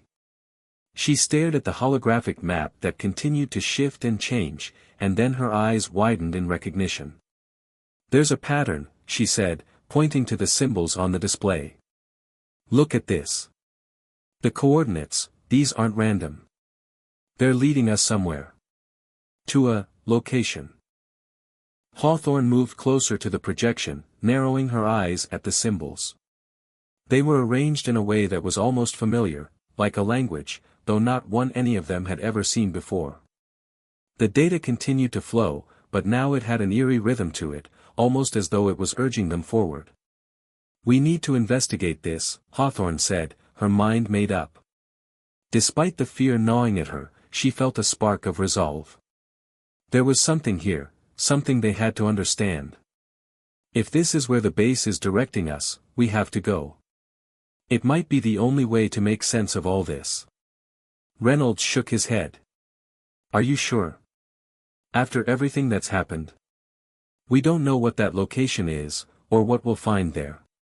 We don't even know if it's safe. I don't know if it's safe, Hawthorne said firmly, but we have to go. If this is where the creators want us to go, then we don't have a choice. We can't back out now. Fox nodded slowly. I agree. We've already made this decision. We've crossed the point of no return. We either keep moving forward or risk losing everything. The team exchanged glances. There was no easy choice here, no clear path forward. But they had come too far, uncovered too much, to turn back. Earth was on the brink of collapse, and they had the knowledge that could either save it, or doom it forever. With a collective sigh, they agreed. They would follow the coordinates, wherever they led, and uncover the truth about what the creators had set in motion. They had already stirred something they didn't understand, but now they had to see it through. The journey to the location indicated by the coordinates was longer than any of them had anticipated. The Martian base had given them a shuttle, a sleek, silver craft designed for travel across the planet's surface. Hawthorne piloted it herself, her hands steady on the controls, though her mind was racing. The Martian landscape stretched out before them, vast, empty plains of red dust and jagged rock formations. There was a stark beauty to it, but now, as they flew over the terrain, it felt alien in a way that was no longer comforting. "I don't like this," Blake said from the back of the shuttle. His voice echoed in the confined space, full of unease. "It's like we're walking into something we don't understand. We've already activated something, we don't know what else we might be awakening." Hawthorne shot him a look. "We don't have a choice. We've come this far. We need answers." Reynolds, who had been quiet for the most part, spoke up. "How long until we get there?" "We're close," Hawthorne replied, squinting ahead at the distant horizon. A massive structure loomed in the distance, tall, jagged, and unlike anything they had seen before. It wasn't a building, at least not in the traditional sense. It was more like a massive, crystalline formation, glowing faintly in the dying light of Mars' sun. Fox leaned forward, her eyes wide with shock. "That's not possible. That structure, it shouldn't exist." Hawthorne's throat tightened as she took in the sight. The structure wasn't natural, it was clearly artificial, but its design was unlike anything they could comprehend. It seemed to pulse with energy, its surface shimmering with a light that felt almost alive. As they drew closer, the base's reaction seemed to intensify. The hum, the vibrations, they were growing stronger, like the base was aware they were coming. "This is it," Hawthorne whispered. "This is where it all leads." They landed near the base of the structure, the shuttle settling gently on the Martian surface. As they disembarked, the team stood still, taking in the impossible sight before them.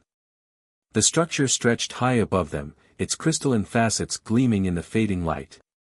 The air around them seemed charged with energy, a palpable hum in the air, like the base itself was waiting for them to take the next step.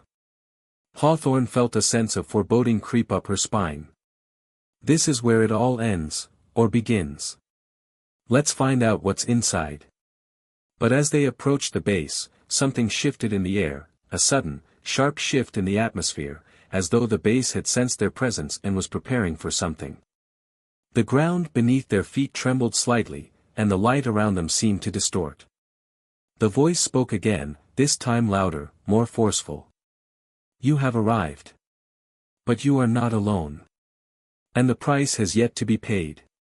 The tremors beneath their feet intensified as Hawthorne and the crew neared the massive crystalline structure. The ground seemed to vibrate, as though the entire base was alive, reacting to their every movement. It felt like the planet itself was holding its breath, watching them. The voice, cold and distant, echoed in their minds again, but this time with more authority. "You have crossed the threshold. The price is near. There is no turning back now." Hawthorne's heart raced as she turned to her team. The words lingered in her mind, but she pushed them aside. Fear would get them nowhere. They had made this choice. Now they had to face whatever came next. "Stay focused," she said, her voice steady. "We've come this far, and we're not backing down now." They approached the base cautiously, their footsteps crunching on the Martian soil. The light from the setting sun cast long shadows across the towering structure, which seemed to glow faintly with an otherworldly energy. It looked both ancient and advanced at the same time, as though it had been sitting here, waiting for centuries, for them to arrive. Blake, ever the skeptic, took a deep breath. "I don't like this. It feels wrong. Like we're trespassing on something that doesn't want us here." I don't think it matters what we feel, Reynolds said quietly.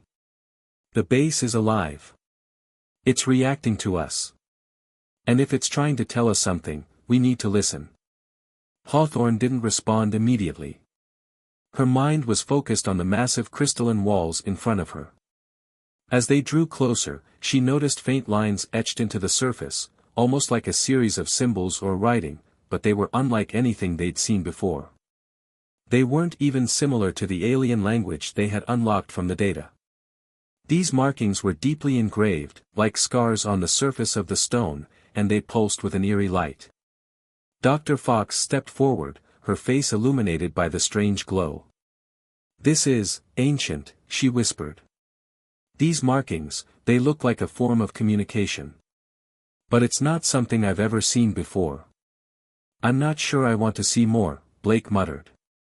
"But we don't have a choice, do we?" Hawthorne nodded grimly. "No. We don't." With one last glance at her team, she took a step toward the base. The crystalline surface seemed to shimmer in response, and as her hand made contact with it, a deep hum vibrated through the air. The symbols on the surface glowed brighter, and the entire structure seemed to come to life. Suddenly, a low, metallic sound echoed through the air, like gears grinding, and a section of the crystalline wall began to shift, sliding open to reveal a dark interior. The moment the door opened, a chill swept through the air, and an overwhelming sense of foreboding washed over them. "This is it," Hawthorne said quietly, though her pulse was quickening. "We're about to find out what's inside." They entered the structure, the door closing silently behind them. The interior was unlike anything they had seen before. The walls were smooth, almost like glass, but there was a warmth to them, a subtle heat emanating from the surface. Strange, glowing symbols ran along the walls, casting an eerie light in the otherwise dark space. The air was thick with energy, and every step they took seemed to reverberate with the power that lay dormant within the walls. "This place, it's alive," Fox murmured. Her voice was filled with awe and fear. "It's like the entire structure is a conduit, pulsing with energy." They continued deeper into the base, the hum growing louder as they moved. The deeper they went, the more oppressive the atmosphere became. It felt like they were being drawn into the heart of something much larger than they could comprehend. Every corner they turned, every door they passed, seemed to lead them further down into the base's core. After what felt like an eternity, they arrived at a central chamber, a vast, open space, unlike anything they had encountered. The ceiling stretched high above them, disappearing into darkness. The walls were lined with strange consoles and devices, all of them dormant but waiting. The entire room seemed to hum with a power that vibrated through their bones. In the center of the room stood a massive structure, an obelisk-like column made of the same glowing crystalline material. It pulsed with energy, the light from within shifting and undulating like liquid. "This is it," Hawthorne whispered. "This is what the base was leading us to." Blake took a step back, his eyes wide with fear. "What is it? Some kind of power source?" Dr. Fox stepped closer to the column, her hand outstretched as if she couldn't resist the pull of the energy radiating from it. "It's not just a power source," she said, her voice shaking with awe. This is the key. The key to everything." Before anyone could respond, a voice, different from the one they had heard before, echoed through the chamber. This one was clearer, more immediate, and filled with an emotion that felt almost human. "You have come to the heart of the creators. You have unlocked the knowledge. And now you will see the truth." Hawthorne's breath caught in her throat. This wasn't a warning, it was a revelation. A series of images flickered to life on the walls around them. Holographic projections of distant stars, alien worlds, and strange, majestic cities filled the room. The images shifted rapidly, showing glimpses of ancient civilizations, beings far older than humanity, far more advanced. They watched as the creators, whoever they were, constructed vast cities, explored galaxies, and ultimately, reached the point where they could no longer avoid the inevitable, their own destruction. The images slowed, focusing on one particular scene, an enormous warship, unlike anything Hawthorne had ever seen, hovering above a dying planet. The planet was blue, much like Earth, but it was fractured, its surface cracking as if it had been torn apart. The creators, those ancient beings, were fleeing, leaving their home behind, trying to escape the destruction they had caused. Hawthorne felt a chill wash over her as the realization hit. The creators had failed. The final image showed the creators arriving at Mars, constructing the base, their last hope for survival. They had built this place not only as a sanctuary but also as a repository of their knowledge, a final attempt to preserve their legacy. The base had been left dormant, waiting for the day when a species would come to understand the truth they had left behind. The voice spoke again, this time with a mournful tone. "We were once like you. But our pride, our ambition, led us to destroy our world. Now, we offer you the knowledge we discovered. But you must use it wisely, for the same fate awaits you if you do not heed our warning." The last image flickered, and the column of crystal pulsed one final time, before the energy surrounding them seemed to dissipate, leaving the room in eerie silence. Hawthorne stood frozen, absorbing the weight of what they had just witnessed. The creators had failed, and now the knowledge they had left behind, this base, this power, was all that remained of their once great civilization. And it had fallen to them, to humanity, to decide whether they would repeat the same mistakes. Blake was the first to speak. "What do we do now?" Hawthorne turned to him, her mind racing. The truth was clear. The knowledge they had uncovered held the potential to save humanity, but it also came with the risk of repeating the mistakes of the creators. The price of their discovery was not just the power they had unlocked, it was the responsibility to use it wisely, or face the same tragic fate. "We use the knowledge," she said, her voice strong and resolute. "But we do it with caution. The creators were right. The price of knowledge is steep, and we cannot afford to repeat their mistakes." Fox nodded slowly. "Then it's up to us to make sure we don't." As they stood there, surrounded by the remnants of a once great civilization, the weight of their decision hung heavy in the air. The path ahead was uncertain, but one thing was clear, the future of humanity now rested in their hands. The chamber stood eerily silent after the revelations, the only sound the low hum of the alien base's machinery as it seemed to settle back into its dormant state. The weight of the knowledge they had just uncovered settled heavily on the shoulders of Hawthorne and her team. The Creator's warning rang in their minds, its truth undeniable. Humanity was at a crossroads, and the path they chose now could either save their world, or lead to its destruction. Hawthorne took a deep breath, her mind racing as she processed the enormity of what they had just learned. The creators had offered them power, the same power that had once allowed their civilization to soar to unimaginable heights. But it had come at a cost, the very ambition that had propelled them forward had ultimately led to their fall. Fox, her face pale, finally broke the silence. This is more than we ever imagined. It's like, they left a blueprint for success, and failure." Hawthorne nodded. "They've given us everything we need to prevent our own destruction, but they've also given us a terrible warning. We can't let the same things that happened to them happen to us." Reynolds, who had been staring at the glowing column at the center of the room, finally spoke up. "But how do we even begin to use all of this? This knowledge, this power, it's unlike anything we've ever seen. The creators may have failed, but they were dealing with forces far beyond our understanding. Are we even capable of handling this?" "Not by ourselves," Hawthorne said firmly. "But we don't have to. The creators may have failed, but they also left us a guide. They didn't just abandon us, they left us a map, a series of steps we can follow. We need to use this knowledge carefully. But we also need to be strategic." Blake raised an eyebrow. "Strategic? Are we talking about using this technology to save Earth, or are we talking about weaponizing it? Because there's a fine line, and I don't know if we're prepared to cross it." Hawthorne looked at Blake, her eyes hard. We're not here to weaponize it. We're here to understand it. To use it responsibly. But I won't pretend there isn't a temptation to use it to save Earth in more drastic ways. We just need to be careful. Every decision we make from here on out will have consequences. The room seemed to grow colder as her words settled in.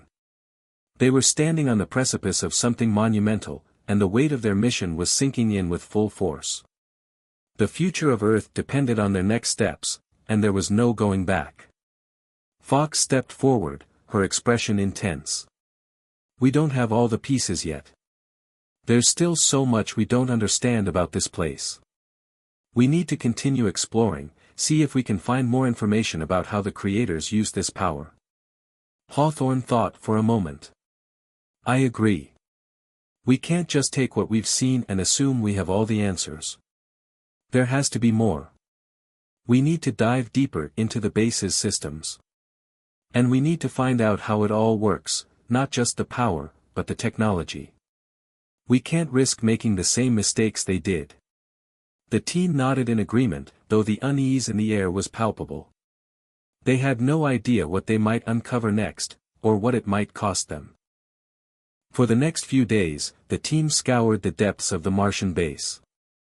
They uncovered strange rooms filled with alien machinery, devices whose purposes were unclear. Some seemed to be energy conduits, others appeared to be communication systems, systems that the creators had used to maintain contact with their colonies, perhaps even across galaxies. The deeper they went, the more complex the technology became, and the more powerful the knowledge seemed. Despite their efforts, the answers they were looking for remained elusive. It was clear that the base's systems were incredibly advanced, but many of them were still beyond their comprehension. Each new discovery seemed to raise more questions than it answered. One evening, as Hawthorne and Reynolds sat in front of a large, holographic console, studying the intricate maps and schematics, Fox and Blake emerged from another part of the base, their faces grim. There's something you need to see, Fox said, her voice tight with tension. We found something. The others followed Fox down a narrow corridor, their footsteps echoing in the silence. At the end of the hall, they came to a door that had been sealed off, its surface covered in strange symbols. Fox pressed a button on the wall, and the door slid open with a soft hiss, revealing a small, dimly lit room. In the center of the room stood a pedestal, and on it, a crystalline orb pulsed with a faint blue light. It was unlike anything they had seen before, its surface smooth, but somehow alive, shifting and undulating with an inner light. There was something undeniably powerful about it, and the air around it seemed to hum with a quiet energy. This is it, Fox said, almost reverently. This is what they were hiding. This is the core. Hawthorne stepped forward, her gaze fixed on the orb. What do you mean, the core? Fox hesitated. I believe this orb is the key to understanding the full scope of the creators' technology. It's their central power source. The creators built everything around it. If we can figure out how to access it, we might be able to unlock the full potential of this base, and use it to save Earth. Blake's voice was filled with suspicion. Or use it to destroy everything. Hawthorne turned to him, her expression hard. I said we would use it responsibly. This is our chance to save Earth. But we need to be careful. Fox reached out, placing her hand gently on the orb's surface. The moment she did, the orb pulsed brighter, its light enveloping the room. A soft, melodic hum filled the air, and a holographic projection flickered to life before them. It was an image of the creators, beings of light and energy, their forms ethereal and translucent. They were surrounded by vast, interconnected machines, their civilization thriving at the peak of its power. Then the image shifted. The creators, in their arrogance and ambition, had started to use their power recklessly, attempting to control the very fabric of space and time itself. The result had been catastrophic, their world had torn itself apart, collapsing under the weight of their own hubris. This is what happens when power is misused, a voice echoed from the orb, its tone somber. This is the warning we leave behind. The vision faded, leaving the team in stunned silence. Hawthorne's mind was racing. They had been handed a power unlike any other, but it came with a steep price. The creators had learned too late that absolute power could corrupt absolutely. The question now was whether humanity would make the same mistake. The holographic image of the creators, their civilization crumbling under the weight of their own ambition, lingered in Hawthorne's mind like a shadow. The warning was clear: the knowledge and power they now had access to could either elevate humanity or destroy it. The orb, the core of the creators' civilization, was both a gift and a curse. They had been offered a glimpse into the future of their species, but that future was fraught with peril. As the glow of the orb dimmed, the room returned to its eerie silence. The hum of energy from the base had subsided, but the weight of the moment hung heavily over the team. Hawthorne felt a sinking sensation in her stomach. There were too many unknowns, too many risks, and yet the temptation to harness the Creator's power was overwhelming. Earth was on the brink of collapse: environmental disasters, political instability, dwindling resources. But the base could change all of that. It could give humanity the tools to save itself, to rise above its shortcomings. Yet, as Blake had pointed out earlier, power was a dangerous thing. The Creator's downfall had been a testament to the dangers of hubris. They had tried to wield too much, too fast, and in doing so, they had condemned themselves to extinction. "I don't know if we're ready for this," Blake said, breaking the silence as he turned away from the orb, his face clouded with doubt. "We've barely scratched the surface of this base, and now we're supposed to make a decision that could impact every human being on Earth. What if we get it wrong?" "I don't know if we have a choice," Hawthorne replied, her voice heavy with the weight of her own uncertainty. "We've already uncovered more than we ever expected. The knowledge here could save millions of lives, Blake. It could help reverse climate change, heal diseases, even prevent wars. But yes, it comes with risks." Fox stepped forward, her expression thoughtful. "What the creators failed to realize is that they lacked one thing: wisdom. They were brilliant, yes, but they didn't know when to stop. They didn't understand that power should be used with care, with responsibility." "Wisdom," Reynolds murmured, nodding as if the word resonated with him. "That's what we need right now. Wisdom to know what we should do and when to stop. If we rush into this, if we try to use all of this power at once, we risk destroying everything. But if we wait too long, Earth could fall apart before we even have the chance to act." Hawthorne looked at each of her team members in turn, considering their words carefully. It was true, this wasn't just about the technology. It was about the responsibility that came with it. They couldn't afford to be reckless. But at the same time, they couldn't afford to be paralyzed by fear. She turned her gaze back to the orb. The power it held was immense, and humanity needed it. Earth was dying, and the creators had left them with the tools to change that fate. But it wouldn't be easy. The path forward would require careful planning, restraint, and, above all, wisdom.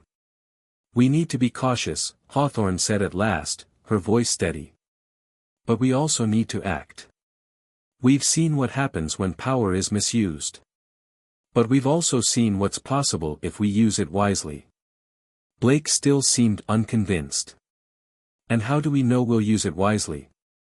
How do we know we won't make the same mistakes they did?" Fox placed a hand on his shoulder, her expression calm. "That's where we come in. We need to approach this with humility. We need to take what we've learned from the creators, both their successes and their failures, and build on it. We have to make sure that when we share this knowledge with the world, we do it with safeguards in place. We can't let history repeat itself." Hawthorne nodded. "Exactly. We need to keep the power in check. We'll share it with the right people, with those who can use it responsibly. We can't give it to everyone at once. We need to create a framework, a system that ensures it's used for the benefit of humanity, not for greed, not for war." Reynolds stepped forward. "We'll need to get back to Earth and figure out who we can trust with this information. This isn't something we can keep secret. But we also need to make sure the wrong people don't get their hands on it. Hawthorne looked at the orb one last time. We can't waste time. But we also need to be prepared. The creators didn't make it in time. They waited too long, and it destroyed them. We can't let that happen to us. The team stood in silence for a moment, each of them grappling with the weight of the decision they were about to make. There was no going back. The orb was now in their possession, and with it came the responsibility to decide the future of Earth. Finally, Hawthorne made her decision. We're taking it back to Earth. We'll share what we've learned with the world's leaders, with the brightest minds, and we'll build a plan to use this power responsibly. We'll create a global council, a group dedicated to ensuring that the knowledge is used for the greater good. We'll need to be transparent, but we'll also need to keep certain information secret, until we're sure humanity is ready. Blake exhaled, a slow breath of resignation. All right. But we'll need to move quickly. Earth won't wait for us. Fox nodded. I'll start preparing the data. We'll need a team of scientists and engineers who can help us understand the full scope of what we've discovered. Reynolds turned toward the exit. And we'll need to figure out how to transport everything. This is bigger than anything we've ever dealt with. It's going to take all of us working together. As they made their way back to the transport shuttle, a sense of purpose began to settle over the group. The decision was made. They had to return to Earth, bring the knowledge of the creators back with them, and hope they were capable of using it wisely. They could no longer afford to wait. Earth was on the brink of collapse, and the knowledge they carried could be the key to saving it. But with that knowledge came a heavy burden. The creators had given them the tools, but it was up to them to ensure that those tools would not be misused. And as the team boarded the shuttle and began their journey back to Earth, Hawthorne couldn't help but wonder, would humanity rise to the occasion? Or would they fall victim to the same temptations that had led the creators to ruin? The shuttle hummed with a low, steady vibration as it rocketed away from Mars, leaving the red planet behind. Through the reinforced windows, Earth came into view, a pale blue dot suspended against the black void of space. The sight stirred something deep within Hawthorne, an overwhelming mixture of hope and trepidation. She had always known that the stakes were high, but now, as the shuttle sped toward Earth, the weight of her responsibility felt crushing. They were carrying the future of humanity with them, and the unknowns that lay ahead were as vast as space itself. As the journey back to Earth unfolded, the crew fell into a heavy silence. No one seemed eager to speak, each of them wrestling with the implications of their decision. They had found the power to change the course of history, but now they had to figure out how to wield it. The base on Mars was an untapped well of potential, a force that could reshape the world, but only if they could do so with care. Blake, who had been unusually quiet since the decision was made, was the first to break the silence. So, what now? His voice was laced with doubt, and his gaze never left the viewport as Earth grew larger on the horizon. We bring all this back, and then what? We just trust that humanity will make the right choices. Fox's tone was matter-of-fact as she turned to face him. We don't trust them blindly. We're going to have to work with the world's leaders, the best minds we can find. We need to create a system that prevents this knowledge from being abused. The creators gave us the blueprint, but we need to adapt it to Earth's needs. It won't be easy, but we don't have any other option. Hawthorne nodded in agreement. The creators were brilliant, but they were too singular in their vision. They saw power as a means to an end, not understanding that the way they wielded it was just as important as what they achieved. We have the advantage of hindsight. We can learn from their mistakes. Reynolds, who had been silently reviewing the data collected from the base, looked up from his screen. But we'll need help. The world's not going to just fall in line because we tell them to. There are factions out there that will want to control this power for themselves. We have to be prepared for resistance, maybe even sabotage. That's why we need a team we can trust, Hawthorne said, her voice resolute.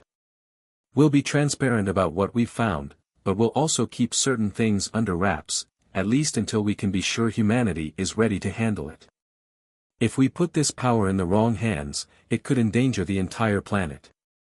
Fox gave a small smile. We'll make sure that doesn't happen. We're not alone in this, not by a long shot. As the shuttle neared Earth's atmosphere, Hawthorne could feel the tension mounting. The unknowns that lay ahead were daunting, but there was no turning back. They were about to step into a world that was on the brink of change, an Earth that would never be the same again. The shuttle touched down on Earth's soil in a controlled descent, its sleek form cutting through the sky before gently landing in the designated area. The mission, though still far from over, had come to a pivotal moment. They had made it back to Earth, with the knowledge and technology of the creators in hand, and now it was time to face the rest of the world. A small contingent of military personnel and scientists stood waiting on the landing strip, their faces a mixture of curiosity and concern. Hawthorne could see the skepticism in their eyes, the unspoken questions. How would they react to the news they were about to deliver? How would the world react to the knowledge that the future of humanity had just been changed in ways they could barely comprehend? "We're about to make history," Blake muttered, adjusting his gear as the team disembarked. He looked around at the group of waiting officials. "But I'm not sure history's ready for us." "History doesn't have a choice," Hawthorne replied, her voice firm. "We have to do what's right, no matter what." As they walked toward the waiting officials, Hawthorne felt a lump form in her throat. She had been prepared for this moment, but now that it had arrived, the enormity of the task ahead hit her all at once. The world would have to be prepared for this change, humanity would have to learn to use the knowledge they had brought back without destroying itself in the process. The lead official, a stern-looking man in his early 50s, stepped forward and shook Hawthorne's hand. "Dr. Hawthorne," he said, his tone neutral, though his eyes betrayed a flicker of awe. "I take it this is a successful mission." Hawthorne took a deep breath. "We've uncovered something extraordinary, yes. Something that could change the future of our world. But I need to be clear, this power isn't something that can be rushed into use. We need to be careful. We've brought back knowledge from Mars, technology far beyond anything humanity has ever seen. But with it comes an incredible responsibility." The official nodded, though his expression remained unreadable. "And how do you suggest we proceed?" "We need a global council," Hawthorne explained, composed of scientists, politicians, and experts from all fields. "This council will be responsible for ensuring that the knowledge we've uncovered is used responsibly. We can't let any one nation or group control it, it needs to be shared, but only with those who can handle its potential. This can't become a weapon." Fox, who had been standing quietly beside Hawthorne, spoke up. "The creators made the mistake of rushing into things, of using their technology without understanding the full scope of its impact. We have the opportunity to learn from their failure. But we have to act quickly. The longer we wait, the more dangerous the situation becomes." Reynolds nodded. "The climate is deteriorating, political instability is rising, and resources are running out. This knowledge could be the key to solving all of it, but only if we use it wisely." The official considered their words carefully before nodding slowly. "Understood. We'll begin preparations for this council immediately. But know this, Dr. Hawthorne, you're not just bringing back knowledge. You're bringing back the future of humanity. That's a heavy burden, and I hope you're ready for what's to come." Hawthorne nodded, her resolve hardening. She wasn't sure if they were ready either, but they had no choice. The world couldn't wait any longer. The world seemed to hold its breath as Hawthorne and her team presented their findings. The news that a group of astronauts had uncovered alien technology on Mars spread like wildfire. The media, already hungry for sensational stories, pounced on the announcement with unrestrained enthusiasm. Headlines blared across newspapers, and TV networks scrambled to cover the story from every angle. But the true weight of the discovery was felt not just in the frenzy of the press but in the hushed, anxious conversations of world leaders, scientists, and policymakers. The Global Council had been convened, made up of representatives from every major nation and a panel of experts in science, ethics, and technology. In the days following their return, Hawthorne and her team had been brought to the Council's headquarters, a secure facility where they were to present their findings and discuss the next steps. The pressure was immense. This was no longer just a scientific discovery, this was the future of humanity. The decisions they made in this room would echo across the planet, shaping the destiny of billions. As the doors to the conference room slid open, Hawthorne took a deep breath. Blake, Fox, Reynolds, and the rest of the team followed her in. The room was large, with a high ceiling and a circular table in the center, around which representatives from the world's most powerful nations sat, their faces a mix of awe and skepticism. Hawthorne glanced at the faces around the table. Some were familiar from the briefings they'd received over the past few days, but others were new. This was the first time the full council had gathered to discuss the Creator's knowledge, and she could feel the weight of every pair of eyes on her. Every word she spoke would be scrutinized, every decision questioned. The chairman of the council, a tall man with graying hair and a stern expression, stood and gestured for Hawthorne to take the floor. Dr. Hawthorne, we're all eager to hear what you and your team have uncovered. Please, enlighten us. She nodded and stepped forward, her heart pounding in her chest. This was it. The moment they had all been preparing for. She set her papers down on the table and activated the holographic projector, which hummed to life, casting a soft blue glow across the room. The image of Mars appeared before them, a detailed map of the Creator's base and the various structures they had uncovered. Thank you for your time, Chairman, Hawthorne began, her voice steady but betraying a hint of the weight she felt. We've brought back something that has the potential to change the world. The Creators were an advanced civilization that, long ago, left behind technology that surpasses anything we've seen on Earth. But with this power comes great responsibility. She paused, letting her words sink in before continuing. We've discovered a vast network of energy systems, knowledge databases, and even advanced medical technologies that could potentially save millions of lives. These technologies can reverse environmental damage, cure diseases that have plagued humanity for centuries, and even offer solutions to the resource crises that are threatening our way of life. But we must tread carefully. The Creator's downfall was a direct result of their failure to understand the consequences of their own inventions. They used their power recklessly, without proper oversight. And as we saw from the base, that reckless use led to their extinction.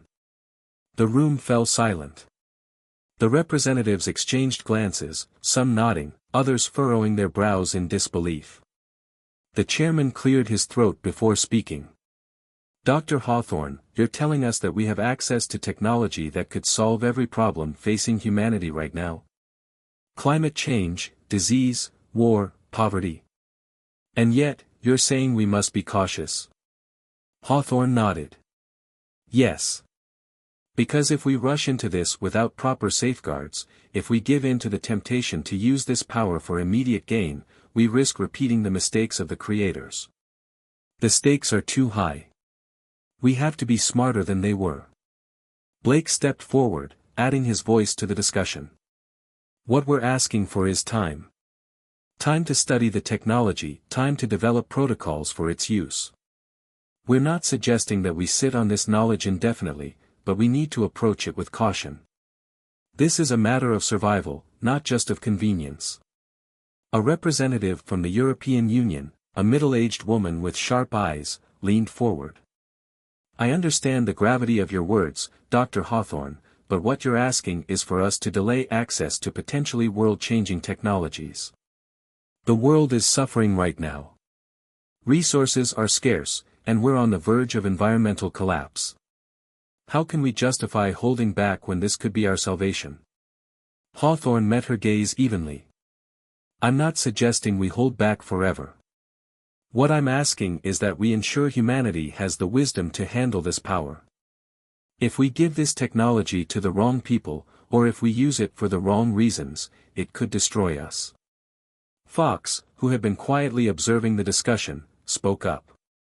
We don't have to reinvent the wheel. The creators built a system for managing their power. What we need to do is adapt it to our needs, ensure that there's transparency, oversight, and accountability. We need to form a global committee, a council of experts, to oversee the use of this technology and make sure it's used for the common good. Reynolds added, and this committee needs to be independent, free from political influence. If we let national governments control this, we're opening the door for corruption. We need a united, global effort. This isn't about power, this is about survival. A tense silence followed as the representatives considered the proposal.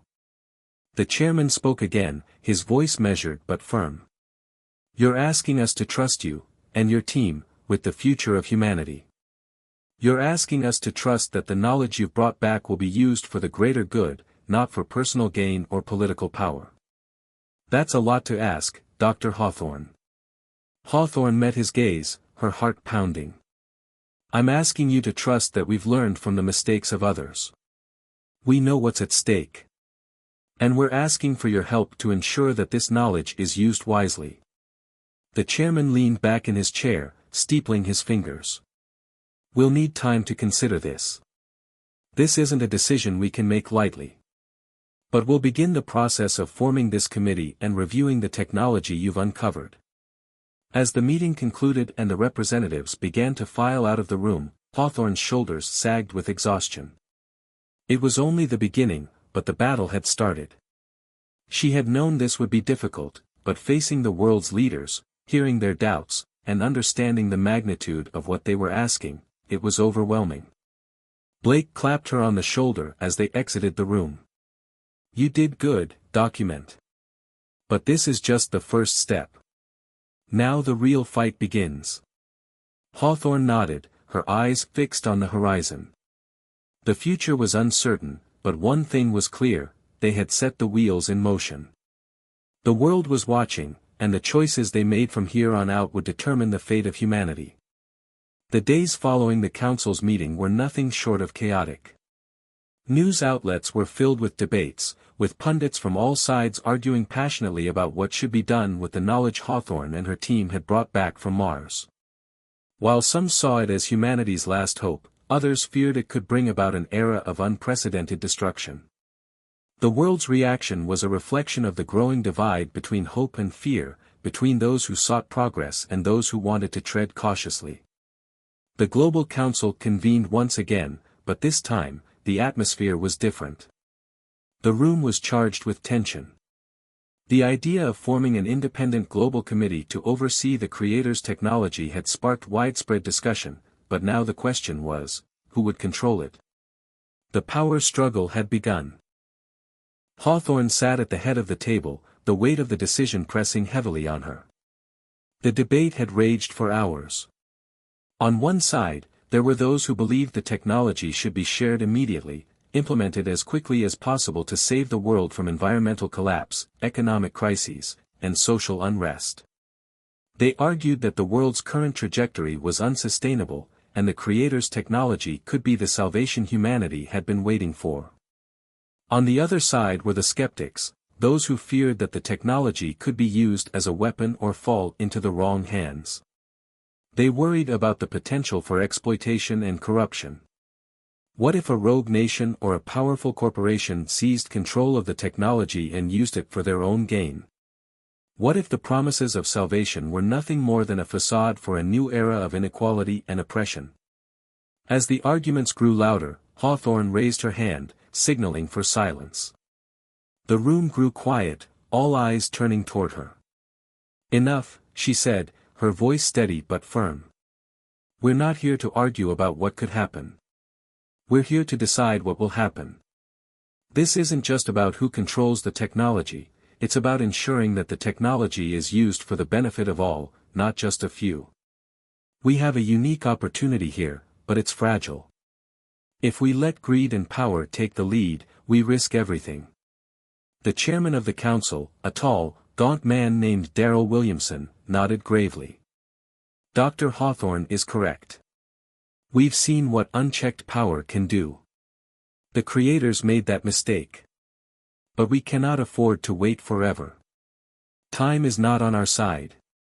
The environmental clock is ticking, and the social fabric of many nations is beginning to fray. People are desperate. They want solutions, and they want them now. Hawthorne's expression hardened. I understand that.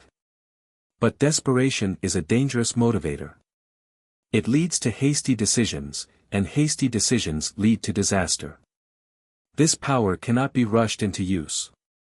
We need to be absolutely sure that every step we take is carefully calculated. We can't afford another mistake. One of the council members, a young woman from India named Priya Desai, leaned forward. What do you propose, Dr. Hawthorne? How do we ensure that this technology is not misused while also addressing the urgency of the situation? Hawthorne took a deep breath, her mind racing. She had anticipated this question.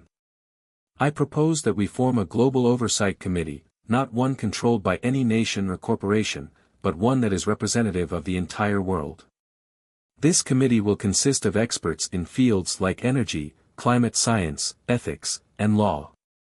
We'll also need military advisors, but their role will be strictly limited to ensuring that the technology is secure and that it cannot be used for warfare. There are already too many bureaucracies, another representative, a French diplomat named Olivier Dubois, said sharply. We need a more direct solution, something that can be implemented quickly. People are already dying from the effects of climate change. How long can we wait? Hawthorne's voice remained calm but insistent. We can't just implement the technology as a quick fix. It's not just about solving one crisis, it's about avoiding creating new ones. If we rush in, we might end up with a more powerful version of the same problems we're trying to solve. There must be checks and balances, a structure that ensures no one individual or nation can hijack this power for their own gain. The debate raged on, with factions forming, each side digging in its heels. For every argument in favor of caution, there was a counterargument demanding immediate action. As the hours passed, it became clear that there was no easy answer, no consensus to be reached in a single meeting. The question of control was too complicated, too fraught with risk, and each nation had its own interests and concerns. Outside the council room, the world continued to watch. In the streets, protests began to form, some in favor of the technology being used immediately, others calling for it to be kept under wraps until more was known. Governments around the world were scrambling to make their own decisions, some secretly planning to seize the technology for their own use, while others hoped to broker a deal to control it. Hawthorne couldn't help but feel a sinking sense of dread. She had known the stakes were high, but she hadn't anticipated just how fractured the world would be in the face of such an unprecedented discovery. The weight of this decision wasn't just about politics or technology, it was about the very future of humanity. As the meeting concluded, the council members dispersed, each one retreating into their own world of calculations and strategies. Hawthorne remained seated at the table, her fingers tapping nervously on the surface. She had always believed that humanity was capable of greatness, but now, faced with the power of the creators, she wasn't so sure. Could they handle it? Could they be trusted to do the right thing? Blake, who had been silent throughout most of the meeting, leaned over and whispered, "What now?" Hawthorne exhaled slowly, her eyes fixed on the holographic map of Mars, still projected in the center of the room. Now we wait. And we fight for what's right. But this is only the beginning. The real battle isn't over technology, it's over trust. If we can't build trust, all the technology in the world won't matter. The days after the Global Council's meeting were marked by a tense stillness. Hawthorne, Blake, and the rest of the team had retreated to a secure facility outside of public view, unsure of what to expect next. As news outlets around the world churned out conflicting reports, the urgency of the situation began to feel even more palpable. Governments, multinational corporations, and independent organizations had all begun to form their own strategies and alliances, each with its own vision of what should be done with the creator's technology. Some were desperate for immediate access to use the technology, while others, like the Council, argued for extreme caution. The question remained, who would be trusted to control this knowledge?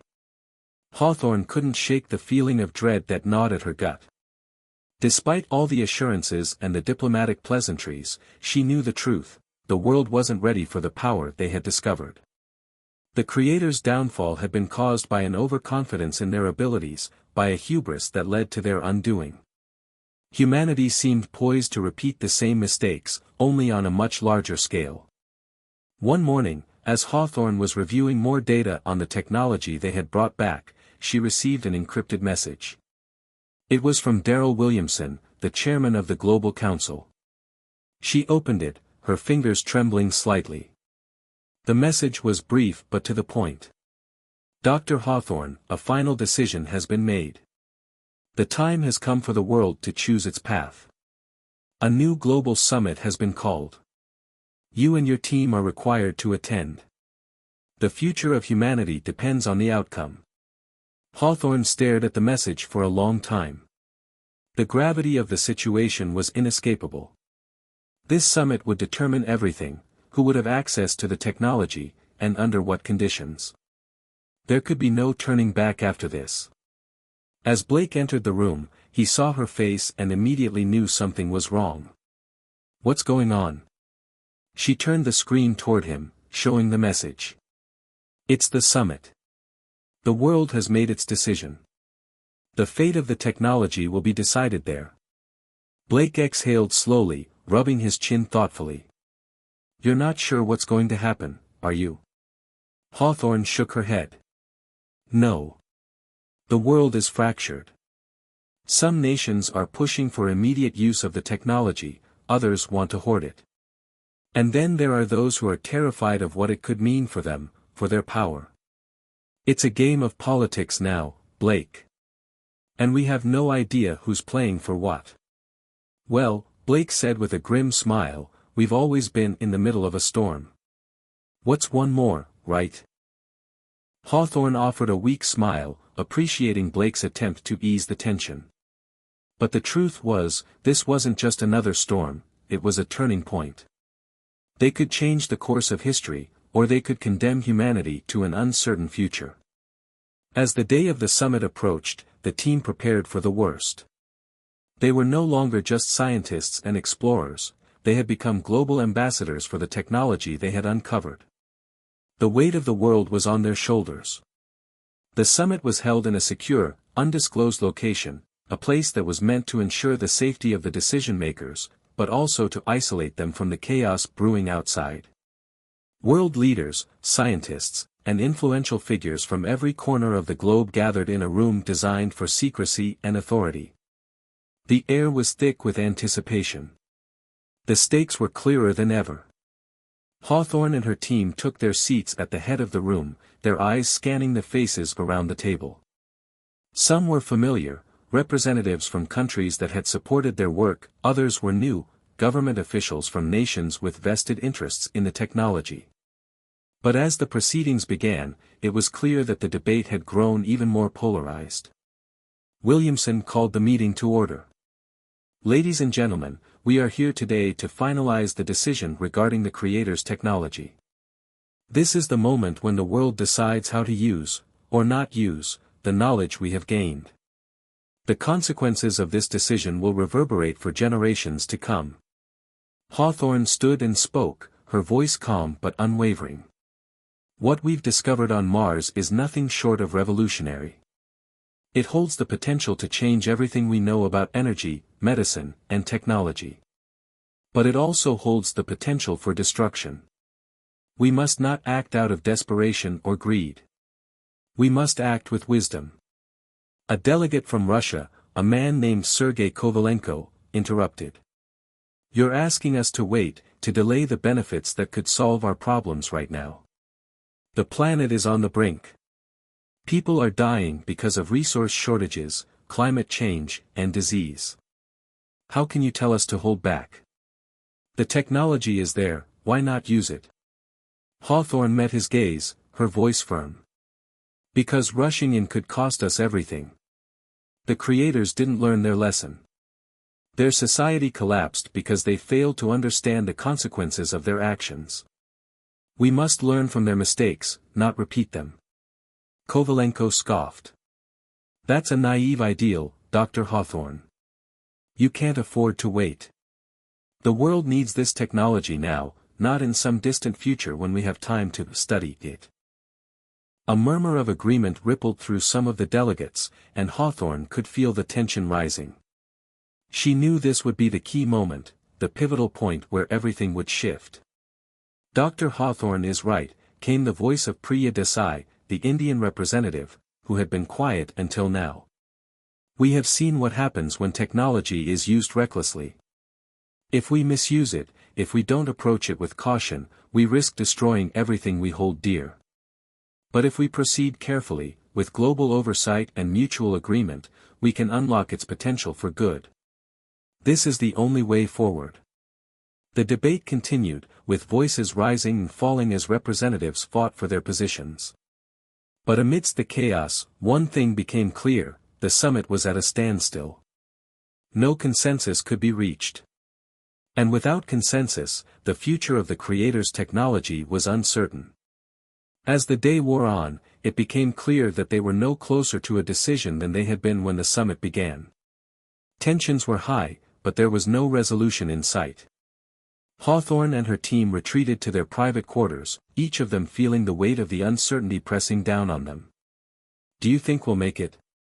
Blake asked quietly as he sat beside her.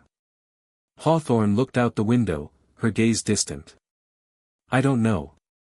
But we have to keep fighting for what's right. We can't let fear control the narrative. We have to believe that humanity can do better. Blake nodded, his eyes thoughtful. I hope you're right, document. I really do. The summit had stretched into the early hours of the morning, the debates growing more heated as time wore on. The world's leaders and experts sat in a circle, each of them adamant about their stance on how to use, or not use, the creator's technology. But despite the polarized opinions, a shift was beginning to form.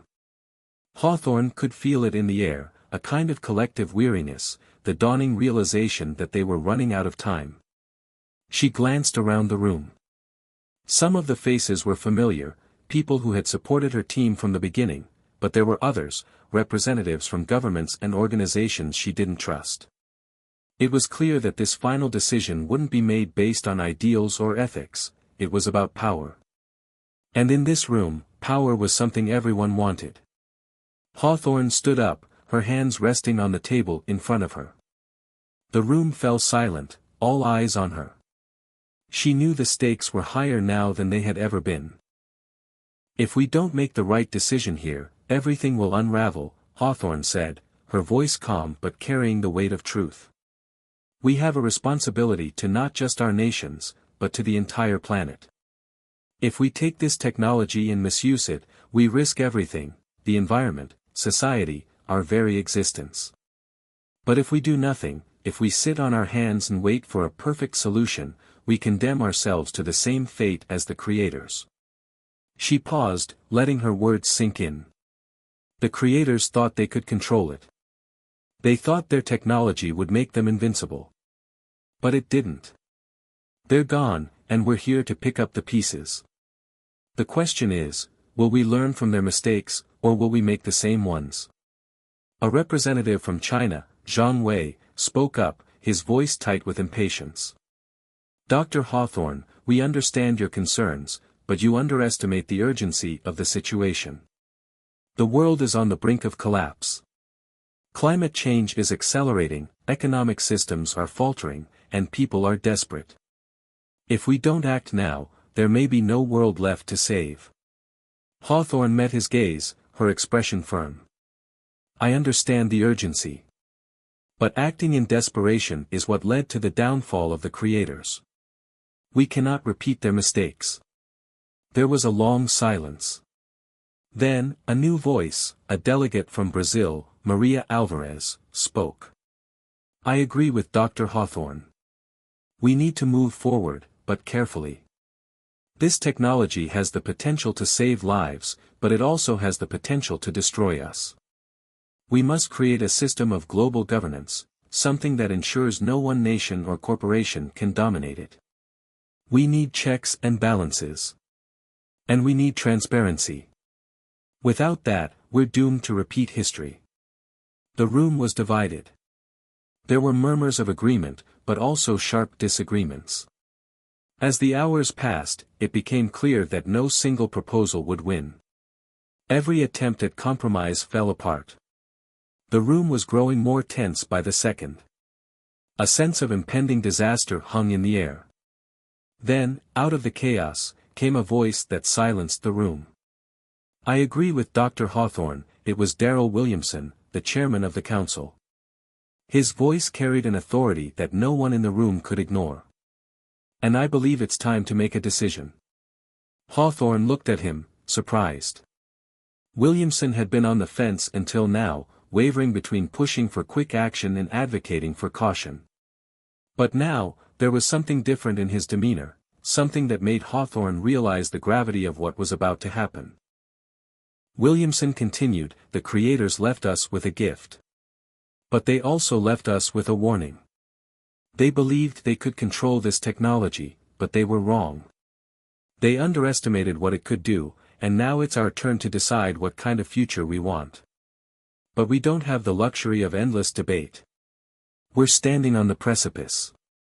He stood, his figure tall and imposing, as if he had made up his mind in that moment. The decision is simple. We will proceed with the technology, but under the condition that we establish a global governing body immediately. This body will ensure that the technology is shared equitably, and it will work to mitigate the environmental and social impacts. Each nation will have a seat, but no one nation will have more power than the others. The room was still for a moment. Then, murmurs broke out, some in agreement, others in opposition. Hawthorne took a deep breath. This was it. The moment of reckoning. But who will lead this body? Asked Blake, speaking up for the first time. Who will be in charge? Williamson looked around the room. A council made up of representatives from all regions. Scientists, ethicists, engineers, and leaders. But it will be a truly global effort.